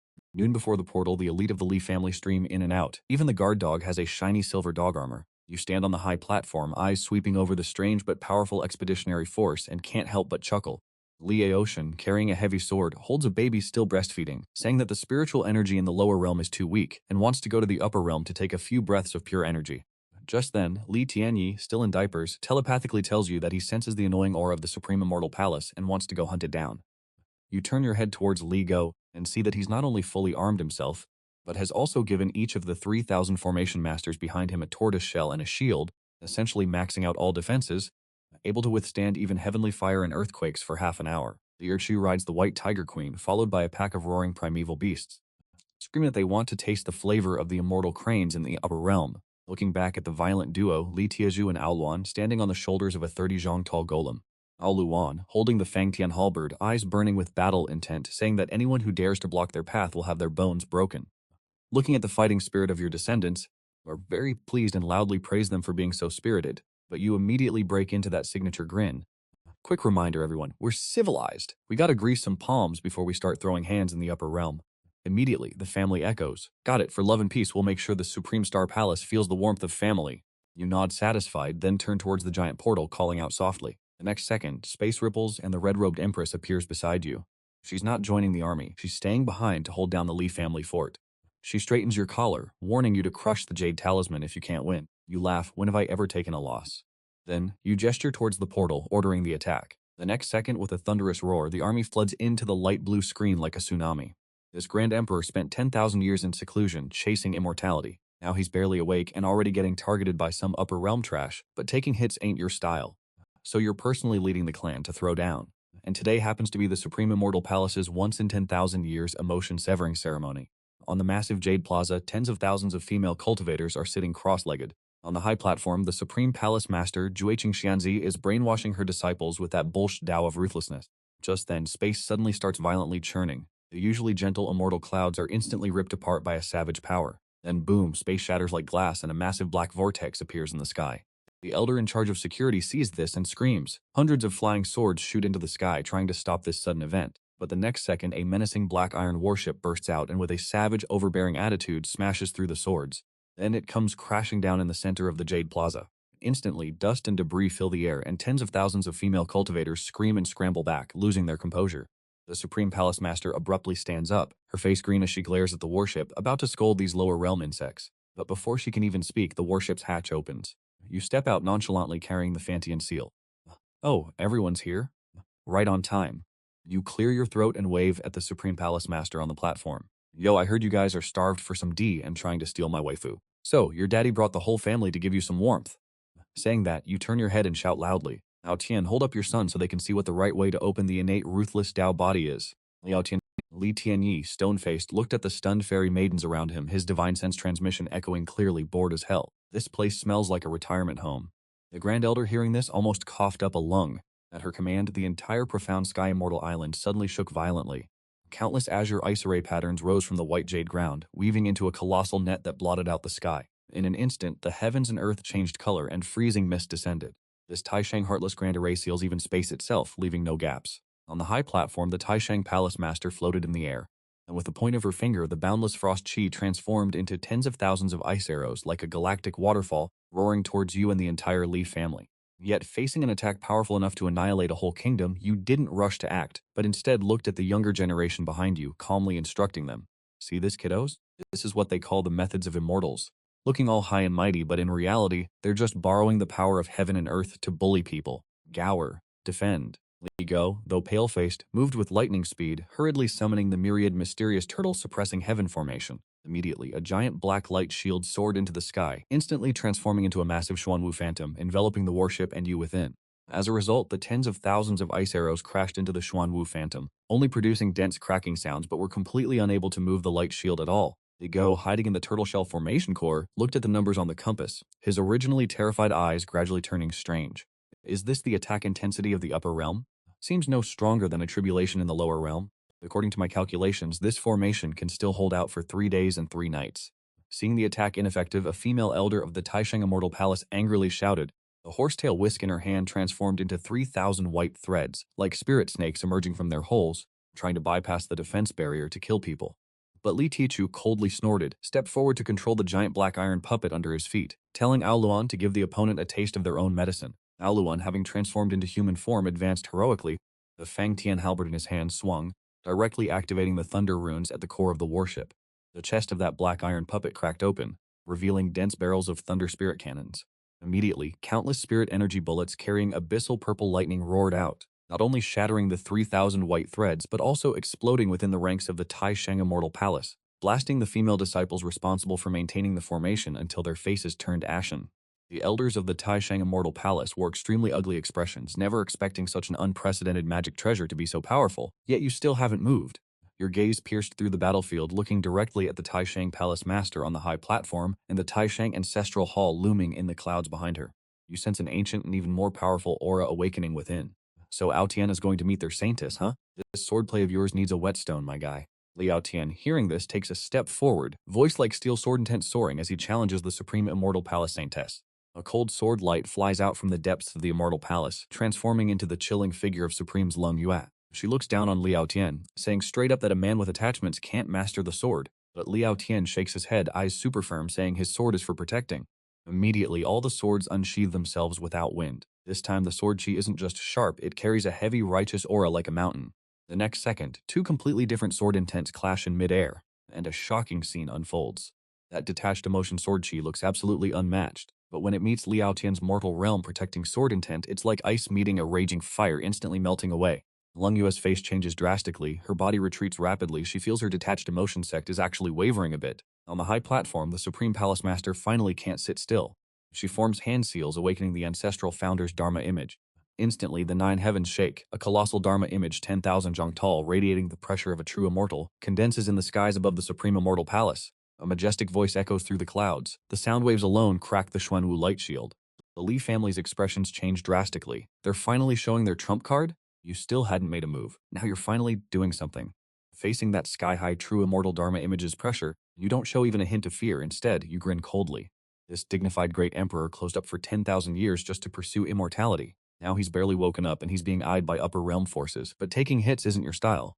So you personally lead your clansmen to fight your way up. Right now, facing that sky-high true immortal Dharma image's pressure, you don't show even a hint of fear. Instead, you laugh and take out the myriad immortals' adoration chart. You shout up there, telling them to stop faking it. You're just a projection. If you want to compare numbers, then fine. You suddenly unroll the scroll. An awe-inspiring emperor aura instantly explodes. The next second, the unrolled scroll covers the sky and earth. Countless figures within it seem to come alive. They're the heroic spirits, projections of powerful figures from the myriad realms. There's an old man riding a green ox, purple energy coming from the east. A young man holds a sword, singing madly while drunk, a stone Buddha picking flowers, smiling enigmatically. Even though each phantom only has 1/10,000th of the original's power, the sheer number of 10,000 is too much to handle. The next second, on your command, 10,000 heroic spirits unleash their attacks simultaneously, all kinds of divine powers and spells instantly converging into a colorful torrent, carrying the momentum to destroy the heavens and extinguish the earth. It violently crashes into that lone true immortal Dharma idol. Everyone from the Supreme Immortal Palace watches, completely dumbfounded. The Supreme Palace Master lets out a horrified gasp. But under the assault of the myriad immortals' torrent, that seemingly invincible true immortal Dharma idol only withstands less than 3 breaths before being riddled with cracks. Crack, the Dharma idol shatters. The trump card that the Supreme Immortal Palace has always been proud of has completely become a joke under this unconventional sea of people tactic. Immediately afterward, you stride through the air, stepping towards the Supreme Palace Master whose face has turned ashen. You don't directly attack, but only look down on her with arrogance. Can we talk properly now? In an instant, the smoke dissipates. The main hall of the Supreme Immortal Palace now has its doors wide open, the hall filled with a chilling aura. The Supreme Palace Master, once high and mighty along with dozens of Supreme Elders, all sit on the ground with pale faces and weakened auras. Above the main hall, you sit on the jade throne, coldly looking down at this group of female cultivators who were once unmatched. Heartless princess, at this point, do you have anything to say? Your voice is calm, but like a great bell or drum, it makes the hall resonate with buzzing sounds. The Supreme Palace Master lets out a miserable laugh, raising her head, her eyes filled with unwillingness, but even more with despair. She grits her teeth and says that the winner is king, the loser is bandit, and she will submit. But the Supreme Immortal Palace has been passed down for 10,000 years. Cultivating the Supreme Heartless Tao, you can destroy her sect, but you can't destroy her Tao heart, let alone expect them to submit to a bunch of lowly bugs from the lower realm. Hearing this, you're not angry at all. Instead, you laugh lightly. True heartlessness isn't being without emotion, but having emotion without being bound by it. But what about you guys? Suddenly, you stand up. Taking a step forward, a terrifying aura presses down on the group of female cultivators to the point where they can't even raise their heads. What you call heartlessness is nothing more than avoidance and fear, turning yourselves into cold stones. You don't even dare to face the 7 emotions and 6 desires. You haven't even experienced the myriad aspects of the mortal world. What are you talking about, transcendence? What are you talking about, the great Tao? These words are like a heavy hammer striking the Supreme Palace Master's heart. Her body trembles, wanting to retort, but finding herself without any words to say.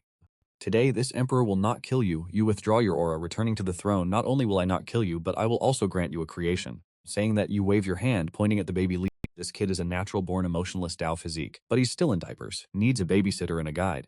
From today onwards, the Supreme Star Palace will be renamed the Mortal World Tao Palace. Your mission is to shed your identities, experience the mortal world, and your first lesson is taking care of this baby and the future descendants of the Li family. Wait, what? Supreme Palace Master Tongzi's pupils shrunk. Ashamed and enraged, she asked, revered celestial maidens to be wet nurses, right? Your gaze is sharp, your voice allows no argument. This is mortal world heart refinement. Succeed, and maybe you can glimpse the true immortal realm. Fail, and you're just a bunch of useless trash. Finishing your sentence, your eyes flashed with coldness. One hand formed a seal, a buzz rang out, and countless golden runes flew from the tips of your fingers. In an instant, they burrowed into the foreheads of every female cultivator present. This is the mortal world heart-locking curse. If you harbor evil intentions or wish to harm the child, your souls will be instantly annihilated. But if you sincerely comprehend, this curse will be an unparalleled mystic art to help you break through bottlenecks. Choose death or mortal world cultivation. The Supreme Palace Master felt the golden runes in her sea of consciousness, and her heart struggled fiercely. After a long while, she sighed and finally bowed her head in acceptance. Now that I've taken over the Supreme Star Palace, I naturally have to turn this place into a solid base in the upper realm. Thus, you turned your head to look at Li Tiezu and ordered him to take charge. Li Tiezu's eyes flashed with fanatic light, and he directly summoned hundreds of engineering puppets to begin a vigorous renovation of the Star Palace. The meditation caves originally used for secluded cultivation were transformed into spirit-gathering chambers with abundant spiritual energy and equipped with constant temperature formations to ensure a comfortable living environment for the newborn. The rock walls, previously filled with absolute sword intent, were smoothed out, replaced with various Enlightenment murals brought by the Li family, and landscape paintings full of vitality. At the same time, Li Go wasn't idle either. He led 3,000 formation masters to dismantle the entire old sect-protecting Grand Formation, replacing it with the 9 Heavens 10 Earths Xuanwu movable as a mountain Grand Formation. But just as the Supreme Star Palace was undergoing this strange and harmonious transformation, the outside world was in an uproar. The Supreme Star Palace has changed owners. The Leafy from the lower realm is counterattacking the upper realm. This news swept through the entire King Ming heaven of the upper realm like a storm. The 2 major forces closest to the Supreme Star Palace, the Wanlong Nest and the Tianfeng Pavilion, reacted the most intensely. Inside the Wanlong Nest, within a massive dragon palace, a middle-aged man with 2 horns growing from his head, exuding a terrifying dragon aura, his face livid, couldn't believe it. Those crazy broads actually lost? And to a bunch of insects from the lower realm? He is the current Dragon Lord of Wanlong Nest, a true immortal powerhouse. Dragon Lord, according to the scouts' reports, the Li family's methods are very bizarre. A Dragon Clan elder below reported, moreover, it seems they're doing some kind of mortal world trial, treating those female cultivators like wet nurses. Outrageous, this is an insult to the immortal sex. The Dragon Lord slammed the table and stood up, his eyes flashing with greed. If they can ascend from the lower realm, they must have precious treasures in their possession. Moreover, the resources of that Supreme Star Palace, this one has wanted for a long time. Time to send someone to contact the Phoenix Lord of Tianfeng Gay. Tell her we're splitting this juicy piece of meat. Not long after, on the stargazing platform of the Supreme Immortal Palace, our boy stands with his hands behind his back, a smirk playing on his lips. Just then, Li Go, clutching a compass, frantically reports that 2 terrifying energy surges are rapidly approaching. Looks like 8 or 9 out of 10 times, it's the Dragon and Phoenix armies rolling up. Our MC raises an eyebrow, doesn't even bother turning around, and casually asks, how many are we talking?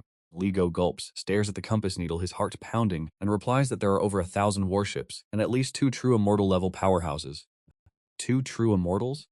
Hearing this number, our guy doesn't show a hint of worry, but his eyes gleam with excitement. He was just worried about a shortage of high-end free labor at home. This time he'll show the upper realm what it means to invite a god, but struggle to send them off. This esteemed great emperor secluded himself for 10,000 years just to pursue immortality. Now that he's just woken up, he's being targeted by the upper realm forces, but passively taking a beating isn't our guy's style. So our MC personally leads the clan to fight back. At this moment, the originally peaceful Zhu Tian is torn apart by 2 completely different but equally terrifying auras. To the east, golden blood churns and 10,000 dragons roar, each wave containing ferocious giant dragons.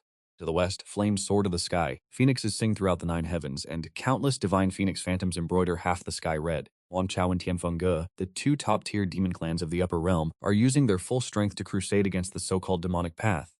Immediately afterwards, the clouds in the east split open and 10,000 skeletal true dragons drag a massive chariot rumbling down. On the chariot, the middle-aged man wearing the Pingting Guan Moju long bao is none other than the master of Wanlong Chao Aoxiao Zhenxian. His eyes open and lightning crackles. And in the west, 1,000 Zheng 5-colored true phoenix shakes itself, transforming into a beautiful woman in a palace dress holding a Wutong staff. This is the lord of Tianfengge Fengwu Zhenjian. Seeing the 2 true immortals descend, followed by thousands of warships radiating murderous intent, the female cultivators of the Supreme Immortal Palace who had surrendered immediately turned pale and trembled, as if the sky was about to collapse. But just when everyone's hearts were in chaos, a lazy voice suddenly entered everyone's ears. "What's all the ruckus? Can a guy get some sleep around here?" Everyone blankly looks up, only to see our MC holding a steaming cup of enlightenment tea, standing on the highest peak of the Dao Palace as if enjoying the scenery, leisurely assessing the dragon and phoenix armies filling the sky. Our guy sips a mouthful of tea, then turns to glance at Li Go behind him. "Lauer, take notes. The dragon clan's voice is suitable for guarding the courtyard. The phoenix clan's voice is clear, perfect for, well, you know." Li Go immediately seriously takes out a jade slip to record, but his face is a little worried after all. Those 2 leading figures have very high cultivation levels, and he's afraid that they won't be easy to subdue. "It's fine," our MC casually puts down the teacup. "Ahem, 2 fellow Daoists have come from afar. Why the need for fighting and killing? It just so happens that this old man is short of errand boys at home. I wonder if you can bear the pain of parting with your beloved and work for my Li family as dedicated mounts." As soon as those words dropped, the whole place went quieter than a graveyard. Aoxiao Zhenjian was straight up stunned, Fengwu Zhenjian speechless. They'd been around for millennia, heard begging for mercy, heard insults, but never thought someone would openly try to pimp them out as chariot horses. Aoxiao Zhenxian instantly lost it. Dragon's might exploded, vaporizing clouds for miles, roaring, "If I don't rip your tendons out, smash your skull, I ain't no dragon." Feng Wuzhan was radiating killer intent too. Both true immortals went all out, golden dragon claws blotting out the sky and blazing phoenix feather divine arrows, bringing the law of absolute obliteration straight for our boy's head. "Oh, the audacity," he sighs, waving a hand casually behind him. "Get to work, but remember, gotta be alive. Dead ones ain't worth spirit stones." The instant he finished, 3 figures shot out of the Dao Palace with earth-shattering power. Li Tiezu roared, piloting his souped-up Hunjuan heaven-piercing puppet like a freaking meteor into the dragon claw. West Sea Dragon Princess Ao Luan next to him manifested halberd in hand, battle intent blazing in her eyes. Aoxiao Zhenxian recognized Aluan's bloodline. His eyes flashed with disdain, impure bloodline trash, but Aluan wasn't phased, halberd in her hand swept across, crackling with purple lightning, ready to show him the perfect combo of mecha tech and flesh. Boom! An unbelievable sight unfolded that no spiritual energy black puppet actually tanked a hit from a true immortal. The hell? Aoxiao Zhenxian was floored. That's when Li Tiezu poked his head out from the puppet's chest. Grinning, he launched a massive net woven from spirit-binding dragon silk, covered in paralysis runes. The puppet sprouts 8 arms like metal pincers, clamping down on the dragon's body.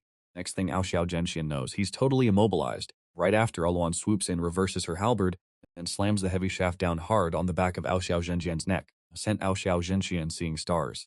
Meanwhile, Feng Wu Jingshin was facing off against Li Erqiu riding his white tiger queen. She sneered, the 5-colored divine fire behind her morphed into a sea of flames, ready to... Little did they know, Li Ergo smirked, pulled out a handful of Yao Shen bones from his chest emitting a strange fragrance and casually tossed them away. The next second, those phoenix descendants, who were initially fierce, smelled the fragrance, and instinctively let out some unheroic cluck-cluck sounds, their eyes staring intently at the bone pieces. Some even couldn't resist rushing forward to peck at them. Immediately after, Bailing instantly revealed her white tiger true form, raising her head to the sky and roaring. The roar of the sovereign contained the slash and punish aura of Taigu Gengjin. Zhang Yuzhenshin only felt a piercing pain in his soul, and the soaring sea of flames was shaken apart by 80 to 90%. Seizing this opportunity, Li Ergo threw out 108 golden rings, using the Envy Show divine power Wan Huan Taoye, accurately lassoing those phoenixes. At his command, the noble phoenixes all fell into the prepared chicken coop like dumplings. Seeing this scene, Feng Yu Zhenxian's eyes cracked with rage, asking, "You dare to capture phoenixes to be poultry?" But Li Ergo seriously corrected. "These are rare ornamental birds responsible for laying eggs and dancing from now on, all expenses paid." Seeing their underlings caught in a bitter battle, Ao Xiao and Feng Yu finally realized they had hit a steel plate. So they decided to strike first. Ao Xiao burned his origin dragon blood, breaking free from the restraints. Feng Yu emitted a phoenix cry, and the two joined forces, instantly transforming into a world-destroying beam of light. This strike gathered the lifelong cultivation of the two Zhenxian, enough to pierce through the lower realms. But look at our boy, facing that howling attack, he just slowly extended a hand. The palm of his hand, an ancient formation began to spin. This great emperor, who had been in seclusion for 10 myriad years just to pursue eternal life, now had just woken up and led his clan to the upper realm. At this moment, facing a strike that gathered the lifelong cultivation of the two Zhenxian, he just slowly extended a hand. The palm of his hand, an ancient formation began to spin. When that dragon phoenix beam of light touched the formation, it vanished without a sound. Immediately after, a wave of red mist instantly enveloped the two Zhenxian. Within that mist, Ao Xiao Zhenxian saw himself transformed into an eel writhing in the mud. Feng Yu Zhenxian saw herself transformed into a clay chicken pecking at a worm, fighting until her head bled. This is Hong Chen intent, directly targeting the soul and Dao heart to attack according to the rules. Thought, "No, I am a phoenix. How can I eat worms?" The two Zhenxian frantically struggled in the air. Their expressions deranged, they knelt down as you calmly spoke two words. With a boom, a terrifying pressure from the depths of their souls instantly descended. Ao Xiao and Feng Yu Zhenxian actually fell from the sky like kites with broken strings, then heavily knelt on the square of the Hongchen Dao Palace. The next second, the entire field was instantly silent as death. Even the sound of breathing could be clearly heard. You slowly descended from the viewing platform, looking down at the two overlords who were once high above, your eyes without the slightest flicker. "Gower, go get that custom-made beast-taming collar." With that, you casually pointed at the giant dragon on the ground. "Put this dog collar on this overgrown lizard and send him to the spirit field in the back mountain to plow the fields." As for this big chicken, you stroked your chin. Your gaze shifted to Ling Qingshuo. "Waifu, didn't you say Tianyi has been a little weak lately? I think this phoenix has a pretty good foundation. From now on, have it lay a phoenix egg every day for Tianyi to make egg soup just to nourish his body." Ao Xiao Zhenxian and Feng Yu Zhenxian were so angered that they fainted, eyes rolling back. You nodded in satisfaction, then turned to face the group of female cultivators from Ho Chen Dao Palace who were stunned, shouting loudly, "See clearly, this is the consequence of messing with the Li family." From today onwards, the upper realm no longer has a Wanlong Nest or Heavenly Phoenix clan, only the Li family's #1 fertilizer. In an instant, it was dark. The long-abandoned 10,000-acre spirit herb garden in the back mountain of the Dao Palace was covered in a layer of thin mist. This place originally grew supreme forgetfulness flowers, but now Li Go had led people to uproot them all, preparing to switch to planting Zijinningu and Daluoshan Luobo, which have higher nutrient content and are more practical. "Release me." An angry roar of a dragon echoed throughout the mountains and forests, only to see an ancient true dragon thousands of feet long. Its entire body covered in purple gold scales was now like a giant worm pressed tightly on the ground. And on top of it were Leet Sea Dragon Girl Ao Luan riding it. "Don't struggle anymore." Ao Luan held a chain-emitting runic light, tying it to Ao Xiao Zhenjian's dragon horns while earnestly trying to persuade him. The sealing beast taming lock was personally refined by my hubby, fused with realm barrier fragments, making it even tighter. "If you move anymore, these beautiful dragon scales of yours will be torn off. That family's degenerate ingrate son of a bitch." Ao Xiao Zhenxian roared, his dragon beard standing on end. "I am the Lord of Wanlong, a true immortal, and you want me to plow fields?" "It can't be called plowing," Li Tiezhu seriously corrected. "Your dragon body contains boundless power. Not using it to plow the fields would be a waste of resources. Moreover, my Hunyuan mountain opening plow has undergone 36 refinements, aligning with the flow of the Great Tao, ensuring you can plow both lightly and comfortably." "I'm not plowing." Ao Xiao Zhenxian struggled madly, trying to crash into the mountain to commit suicide in order to preserve his honor. Just then, your leisurely voice came from the edge of the field. "Why don't you want to do it?" Only to see you with your hands behind your back, holding a broken branch from the Enlightenment tea tree, tapping it into your palm. "If you don't want to do it, fine. It just so happens that my two little pets said their spirit beasts have been wanting to taste real dragon sashimi lately.